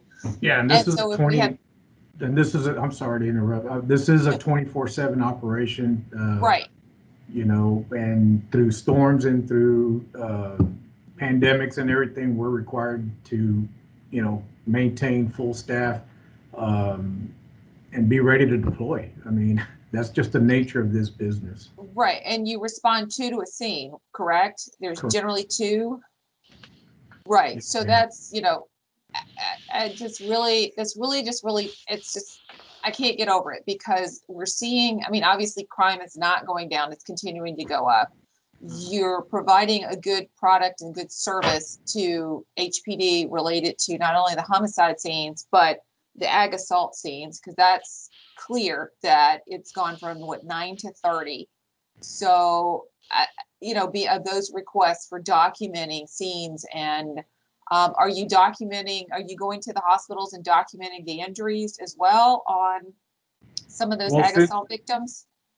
Since COVID, I have worked with HPD and we came up with an agreement that the hospital cases would be on a case-by-case basis depending on the nature of the scenes because of the exposure there at the hospitals. Right. HPD has been, I do have to give credit to HPD because they have been very supportive of that, understanding that we are limited in staff and the possibility of a COVID infection quarantines, not just 1 or 2, but it has the potential to quarantine, the entire shift. So they've worked with me on that. They're very understanding. We have had hospital cases, but not nearly the number that we're used to respond to. Yeah. I'm really worried about the exhaustion piece and the burnout. And with all of that comes, and as you may be starting to see, or you have seen, or is that when we're talking about the quality and that attention to detail, and the fatigue really affects that. And that attention to detail, it's such a ripple effect as to what can happen with burnout, exhaustion, mental, emotional fatigue, and the quality of the work as it can go down, begin to falter a little. And that could impact an investigation, could impact a prosecution. It's a whole ripple effect as to what can happen. Sure. Yeah, I know the answer is we need more help, to be able to respond. But then I also know too, build it and they will come. And as we have seen with our testing of, hemp and marijuana, now we have a testing, method, and now we're seeing that go up. And so I don't know that we'll ever be able to, if we get more staff, then I see us being called to more scenes or more types of scenes, and we'll get those requests. And I feel like we're going to be in this forever trying to catch up to the needs of the community.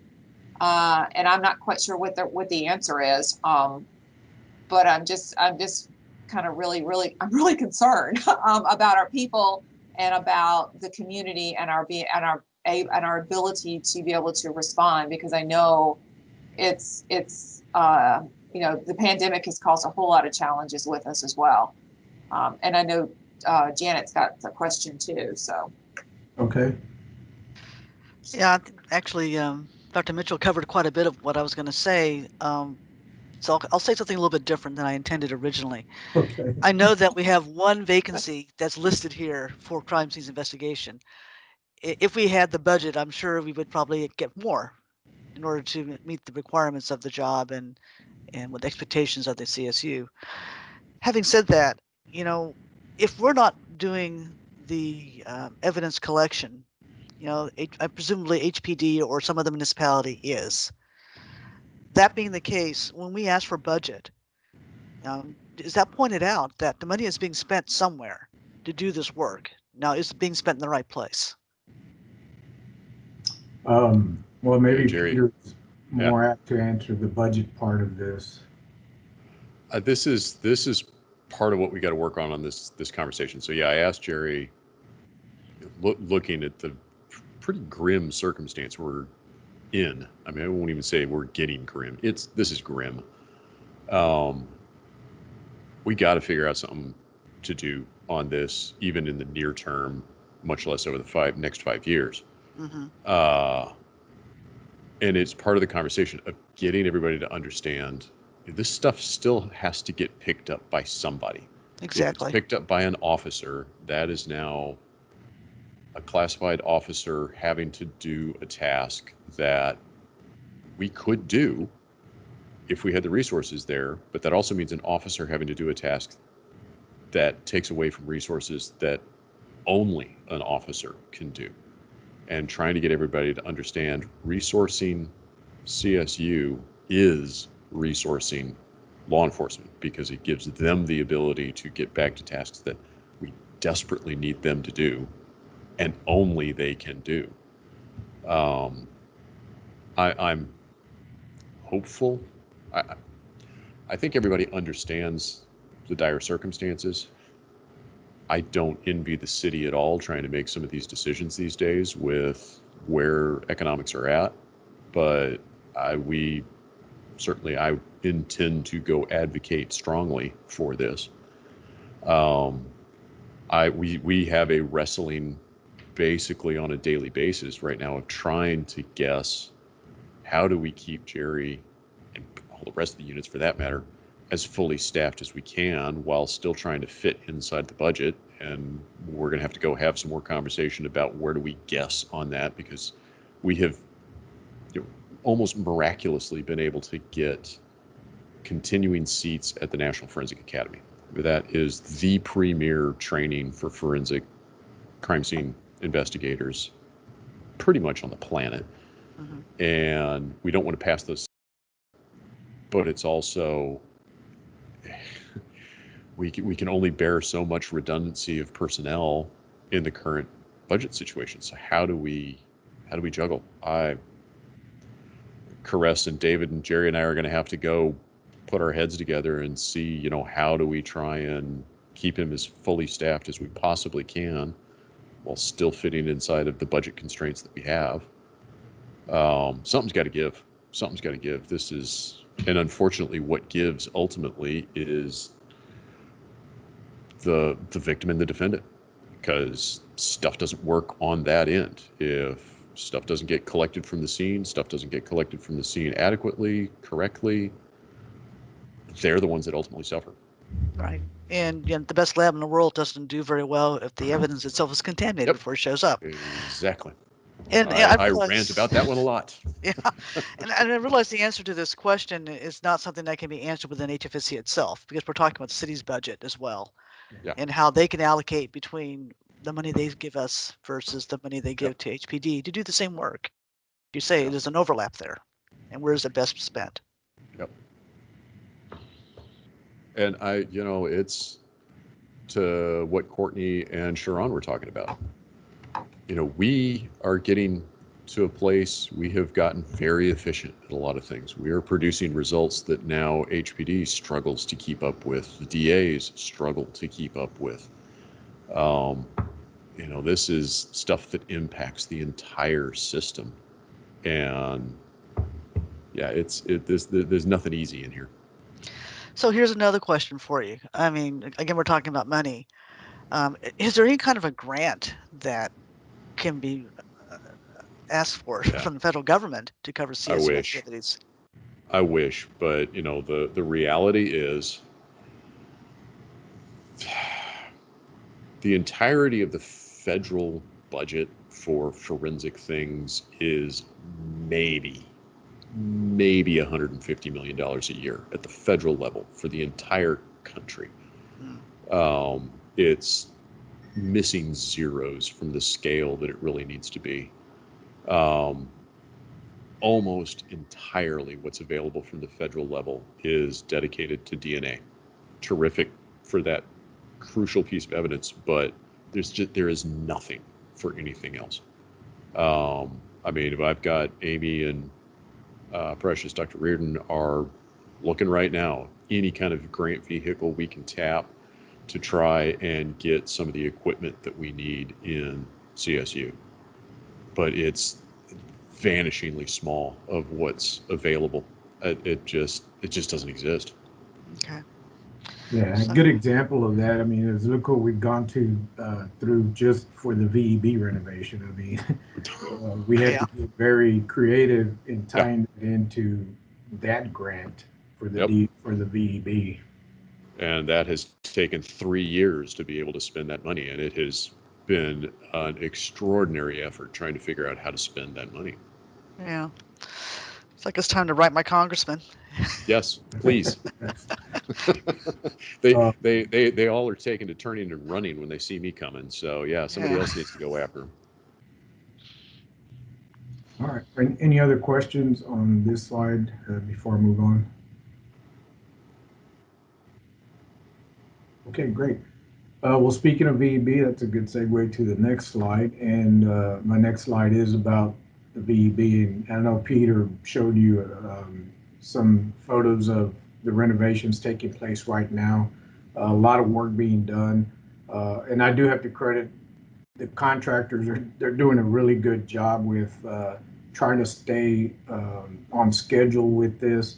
We anticipated the disruption. We planned on it. We've done a lot to try and meet the construction part of it and made workarounds. Again, these are calls that crime scene unit and only crime scene unit are responsible for. As you can see, we'll do a comparison from September or last year average to this year average, the same time period. 44 to 59. So even the vehicles that are coming into the examination building for forensic processing, we're starting to see an increase. And keep in mind that this is real similar to a crime scene when we go to it, because we have to treat it the same way. The documentation, the note-taking, the presumptive testing, the photography, the videotaping, everything we do at an actual crime scene, in most cases, has to be done for a vehicle as well. Because in essence, this vehicle, although it's not a crime scene, we have to treat it like a crime scene because this is all we have to work off of, and it's this vehicle. So the documentation is there, and the time that it takes to process thoroughly, forensically, these vehicles, it takes just as long as it does a crime scene. So keep that in mind. So we've had 59 calls, and, for vehicles.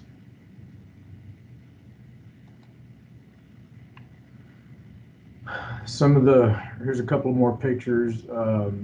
Some of the workarounds that we had to do is we had to work with the police department, the dark lot next door. They were kind enough this is a gate that separates, it's in the confined area of the lot itself, which the lot contains both the HPD side as well as the vehicle examination building. And after hours, this gate is usually closed. The gates in front of it are always closed, and that's restricted access, and you need HPD access to actually get into the compound itself. We've worked with HPD, and they've, again, I really want to credit HPD for working with us on this. They've made, what we do a little bit easier with being flexible and allowing us to work in their lot, and store vehicles there, because right now there's really no room for overflow.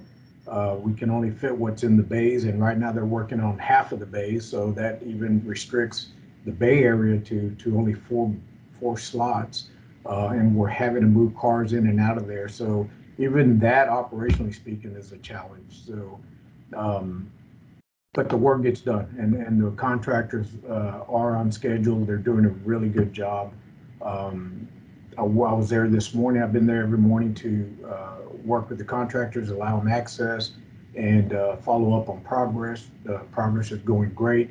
They're actually putting ducting into the office area, the bathroom area, which was totally disgusting. Now has a new toilet and new lavatory, and things are moving along nicely. So it's not because of the contractors that this project is being held up. It's just the work that's needed. Questions on that, anybody? I can't see if anybody has their hand raised, so just jump in if you do, please. No hands are raised right now, Jerry. Okay. All right, so moving on. Well, I guess that was my last slide. So overall, I do want to stress, especially for my crime scene investigators. I mean, they're a young group. The average age is probably 28 to 32. Very young group. They're seeing some of the most heinous crimes that this city has to offer on a daily basis. It's not occasionally. Most crime scene units across the country, they may work a murder once a week or something like that, and then they can offset that with other lesser crimes such as property crime calls, burglaries, or cases like that. Here, not so much. We don't have that luxury. We go from murder to murder to murder. I worry about what this is doing for them long term. In all my years' experiences in crime scene investigations, I mean, I can't recall a time period where I just went from murder to murder to murder.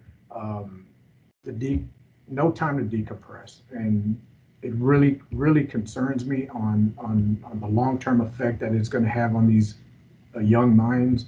I really, really do worry about it. I know that HFSC, we do care, and we do offer professional guidance and to them, but most of them, and I recognize this, I'm guilty of it myself, most of them are not going to take you up on that. I mean, it's a pride thing. It's something that comes with the job. And I can speak for myself. It's very hard to go out and say, I need help dealing with this situation. We're just trained and geared to absorb that trauma, put it at the back of our head, and move forward. And unfortunately, you can't do that too long with how many cases like that we're dealing with on a daily basis for each individual crime scene investigator. So I do have concerns. I hope I'm able to express my concerns to you guys in a manner that you can understand it as well. But if anybody wants to have a side conversation about this, I'm more than willing to talk individually more about it. But for now, I just want to thank you for your time. And if there's any questions, I'm happy to answer them, whether now or please feel free to reach out to me later. We can have more discussion on this.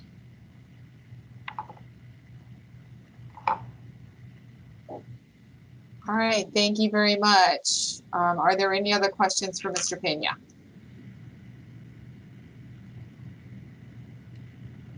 Great. Okay, Thank you. thank you.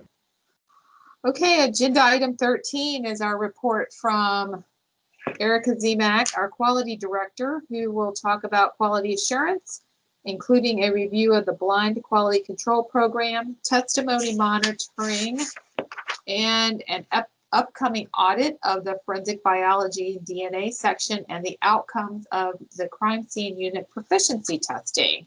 Good morning, Ms. Zemak. Good morning, thank you. Please just confirm that you can see my presentation. I had some trouble seeing both Jerry's and Sharon's, so I just want to make sure there aren't any issues with mine. Nope, I can see it. Okay, perfect, thank you. Okay, here are our monthly goals for the month of September. As you can see, the quality division was able to submit all of the blind quality controls for all of the respective disciplines for the month of September. The month of September was a very busy month for the blind program. I'm going to share a couple of stories with you regarding the blind program. So the first is that a firearms examiner incorrectly identified a blind. Now, what does that mean? That means that while working routine casework, a firearms examiner thought that there was something a bit suspicious or off about the case that she was working.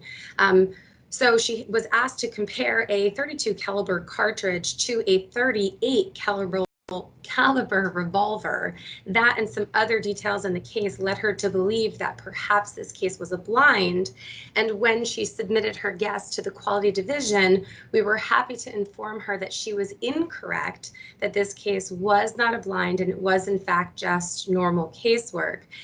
And why I'm sharing this with the board is because this particular firearms examiner has been very successful in identifying blinds in the past. In fact, this was the firearms examiner who previously identified a blind merely by the fact that the firearm smelled familiar to her. And she was correct. The case was in fact a blind. And so I can't say that it was with great joy that we informed her it was not a blind. It was more relief, right? We were very relieved that she hadn't in fact identified yet another blind, but there was a small amount of thrilled in there, if I'm being completely honest. But again, we readily appreciate her feedback and all of her attempts to discover blinds, because every time that she does, it just helps us grow and create better blinds moving forward. We had a forensic biology blind actually discovered.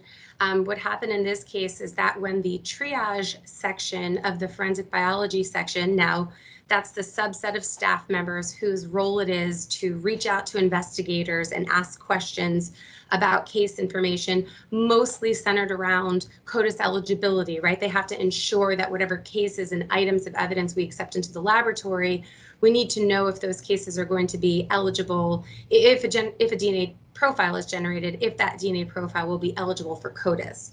Well, in this particular case, when the triage section reached out to HPD to inquire, essentially the investigator forwarded the quality division email stating, just to let you know, this blind was submitted. So less than ideal, but of course, investigators handle so many cases. It's only to be expected that every once in a while, one is going to be discovered inadvertently. The wrong email is going to be sent, and it is what it is. But overall, we are still going to continue with this blind. The triage section has been sworn to secrecy. We are going to submit this blind through, and in hopes that whatever screener is assigned to this case will not discover that this is a blind. So we will see the outcome of that. We had a toxicology blind where the reported BAC, or blood alcohol concentration, was lower than those BACs that we've seen from this same vendor order. So let me just back up and kind of explain a little bit about what that means and what we've done in response so far. So a toxicology blind is a DWI collection kit. That's a plastic kit that contains 3 blood tubes. Those blood tubes are blood that's drawn from an alleged suspect in order to analyze them to see what the blood alcohol concentration is.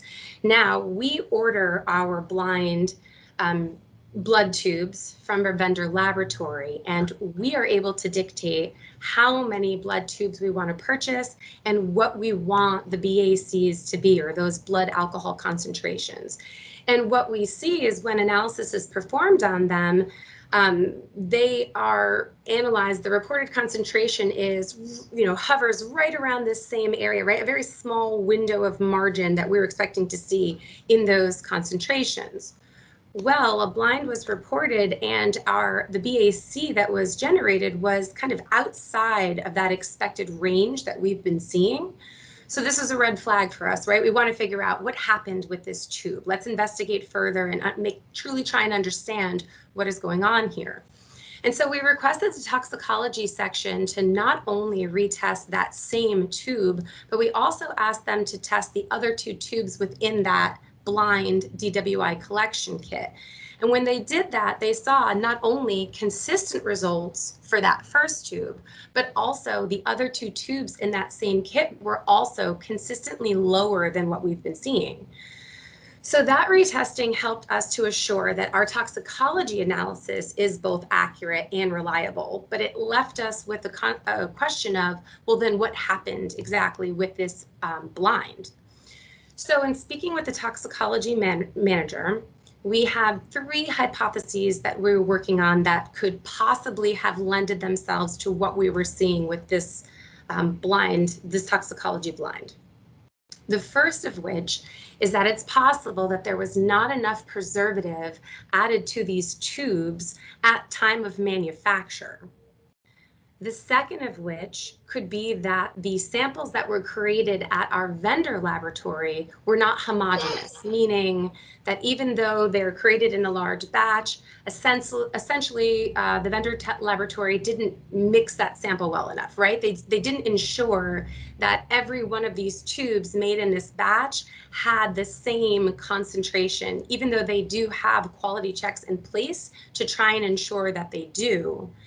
And the third is that there could be an issue with the tube's seal, and that would have taken place again at the tube manufacturer. So before that tube ever even got to our vendor laboratory, and then certainly before it ever got to HFSC.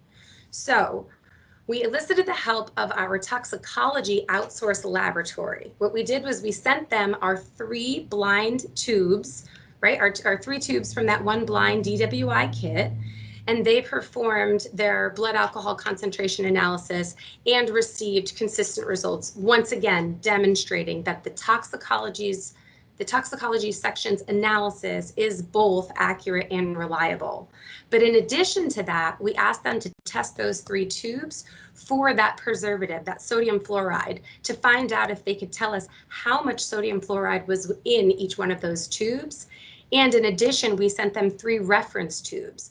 3 tubes from this same lot that we purchased from our vendor laboratory to try and use, that we had already sent through as blinds that yielded that expected concentration, and submit those to see what the preservative, how much preservative was in those 3 tubes to kind of see a reference.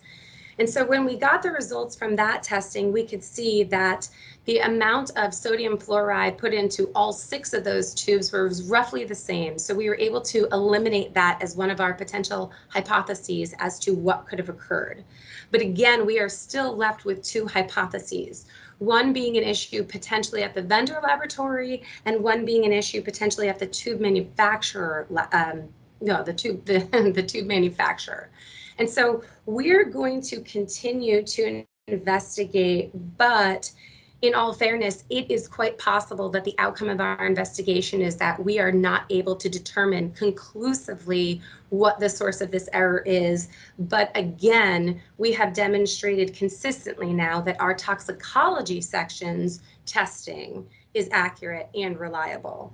And so I will update the board with our final resolution from our investigation once we are able to achieve one, and keep you updated as to our progress with that.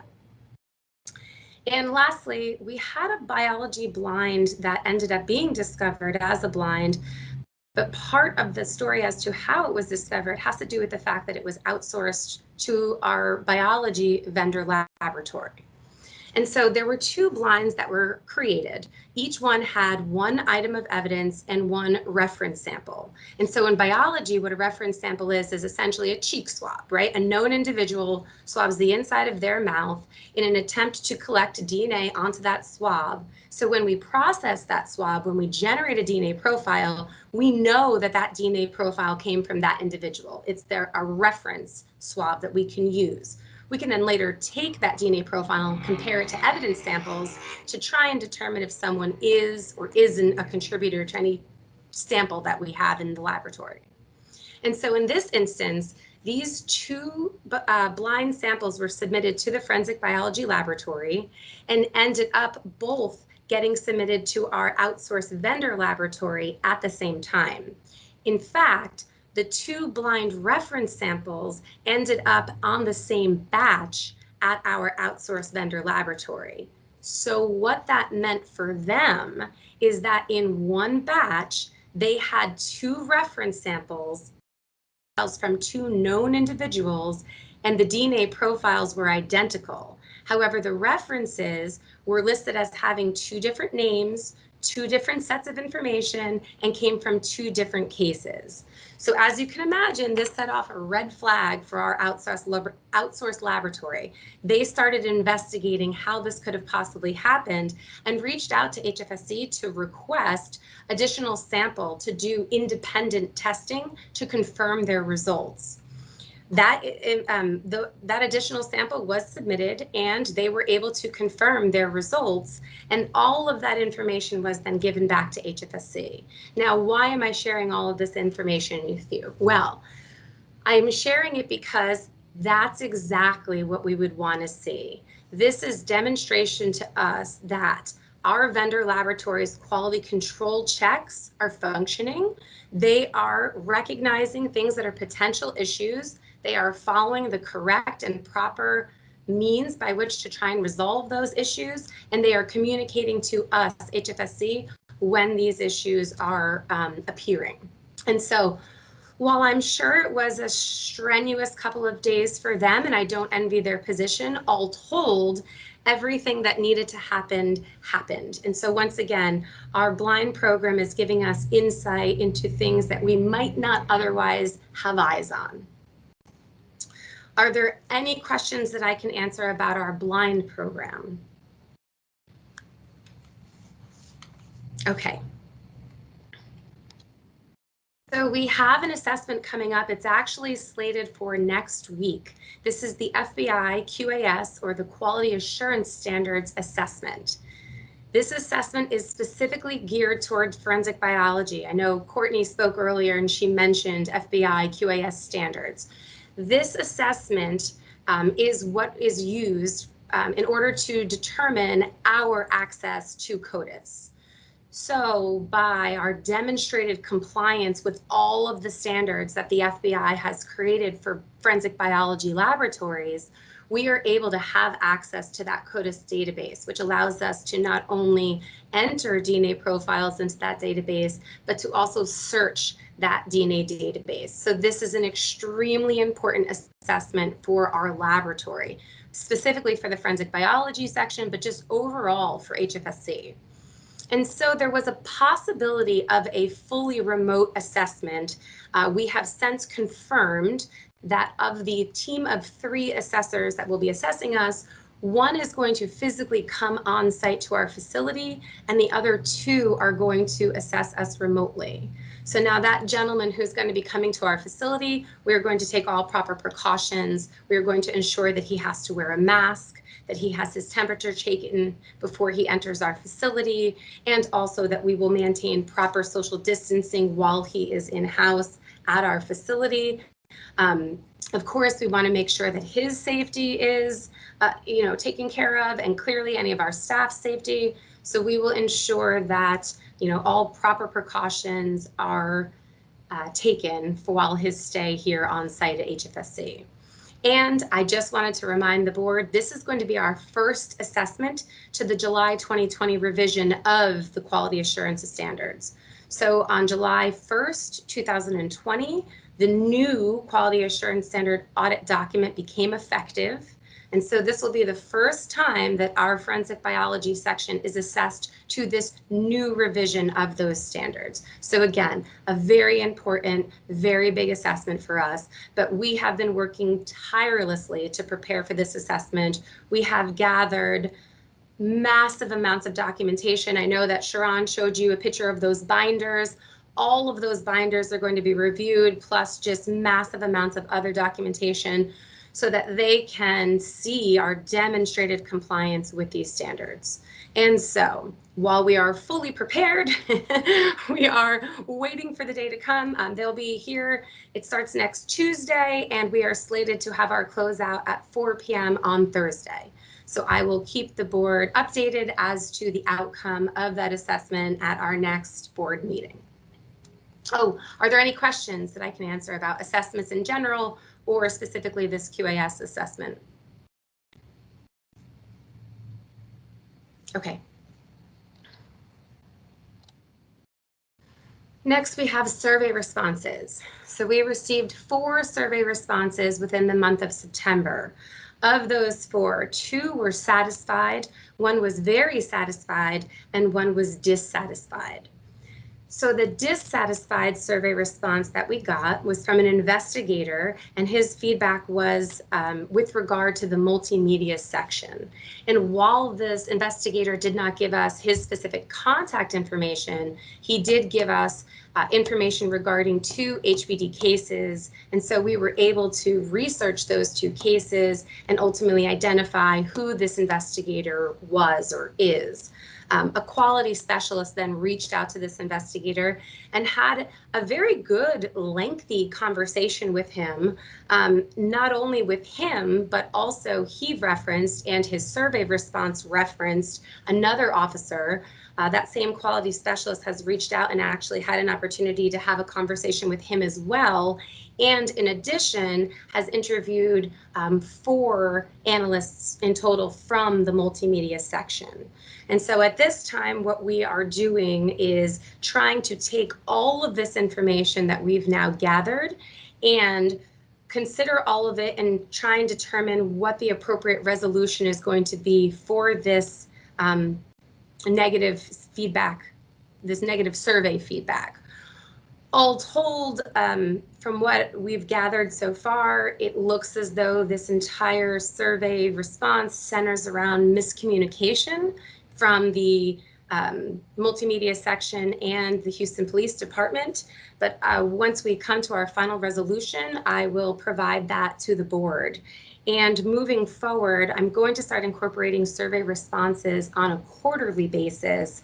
That will give the quality division an opportunity to amass any of the positive feedback that we receive, and also time to investigate any of the negative or dissatisfied responses that we received, and be able to provide that packet to the board in its entirety.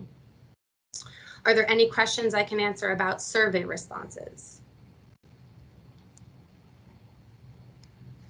Okay, moving on to proficiency testing. This is a graphical depiction of all the proficiency testing that we have completed so far for 2020. And as you can see, we had a crime scene investigator reach non-consensus results in 1 proficiency test. Now, what does that mean? Let me break that down for you. This proficiency test was an externally purchased proficiency test, meaning an external proficiency provider created this test. We purchased this test, and the crime scene investigator was asked to perform this proficiency test. Once he obtained his results, he then reported them back to the proficiency provider. This test centered largely around, or solely around, a color change test. That's a presumptive test for the presence of blood. And so what that means is, if you are testing a substance that you believe could possibly be blood, this color change test is used as a screening tool. A positive color change, or a bright pink color, indicates that the substance that you're testing could in fact be blood. And a negative color change, meaning no color change occurs, would be an indication that this substance is presumptively negative for the presence of blood. And so this test contained 6 samples in total. And of those 6 samples, this particular crime scene investigator reported 3 of them as being negative when in fact they should have been positive. So of the 207 test takers who reported their results, 206 of them reported these 3 samples as being positive, and only 1 individual, our CSI, reported them as being negative. So as the quality division investigates what could have caused these samples to have been incorrectly, yield the incorrect result and therefore be incorrectly reported, we have removed the CSI's authorization to perform this test in casework. And as part of our investigation, we will obviously need to ensure that he is able to demonstrate his ability to perform this test, but we will also need to go back and look at the cases he has investigated. And all told, there are about 200 cases that will have to be audited as part of that investigation. And why is that so important? Why do we need to go look at these 200 cases? Well, this presumptive test, although again, a relatively simple color change test, can be very important at a crime scene. So if an item of evidence tests presumptively negative for the presence of blood, that can potentially affect the downstream process for that evidence, right? That evidence might not proceed for, let's say, DNA testing, or that evidence may not even be collected. But at this time, it's far too early to have any kind of an indication as to what, if any, technical impact this could have had to casework. We need to sit down and review these 200 cases, and this review will be largely manual, physically getting these case files and opening them up and sifting through them.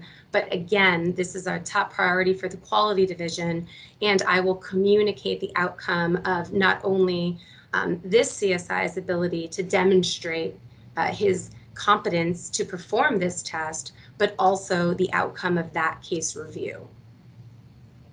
Are there any questions that I can answer regarding this proficiency test, or really proficiency tests in general also? Are there any questions that I can answer? Erica, yes. Is fatigue and burnout a consideration during your investigation? Certainly. I mean, so part of the investigation is to sit down and speak with this CSI and have him walk us through what he did, what he could potentially, what he can, I don't know, chalk up these results to, right? What factors did he feel influenced this outcome? That is certainly part of the investigation.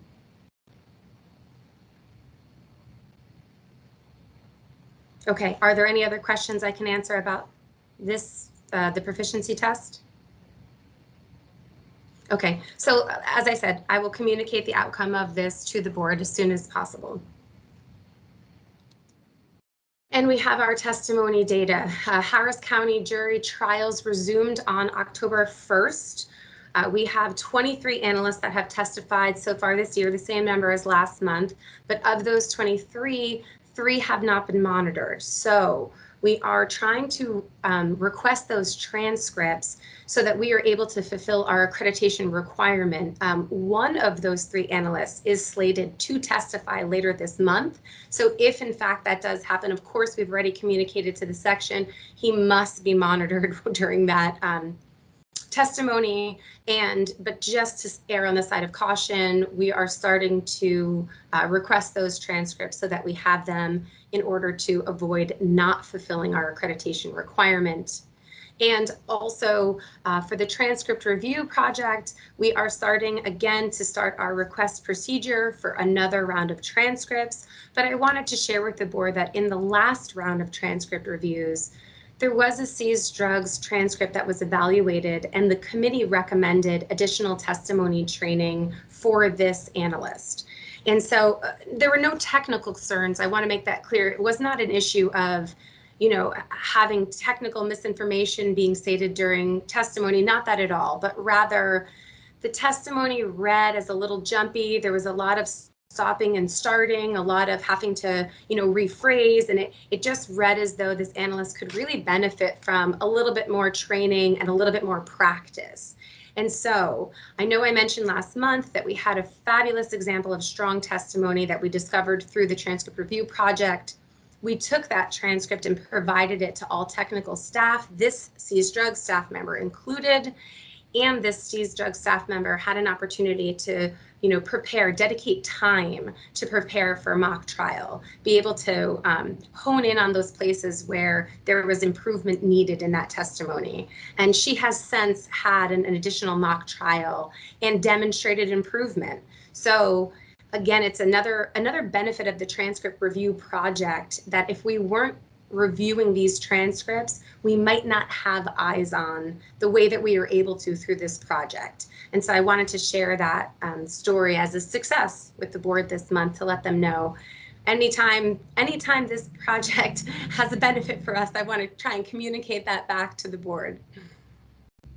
Are there any questions I can answer about testimony or the transcript review project specifically?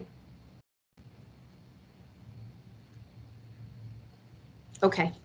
And lastly, that brings us to the detailed data. Thank you so much. All right, thank you. Are there any other questions for Ms. Zebak? All right, well, I just want to say thank you to everyone for their continued dedication to HFSC and the City of Houston. Thank you to all the presenters who provided informative information today. Would also like to thank Houston for its support during these challenging times, particularly for helping us access the CARES Act money. We are now at the end of our agenda. Item 14 is adjournment. Yay. I will take, this is going to be a voice vote, so I will hope I hear a motion to adjourn.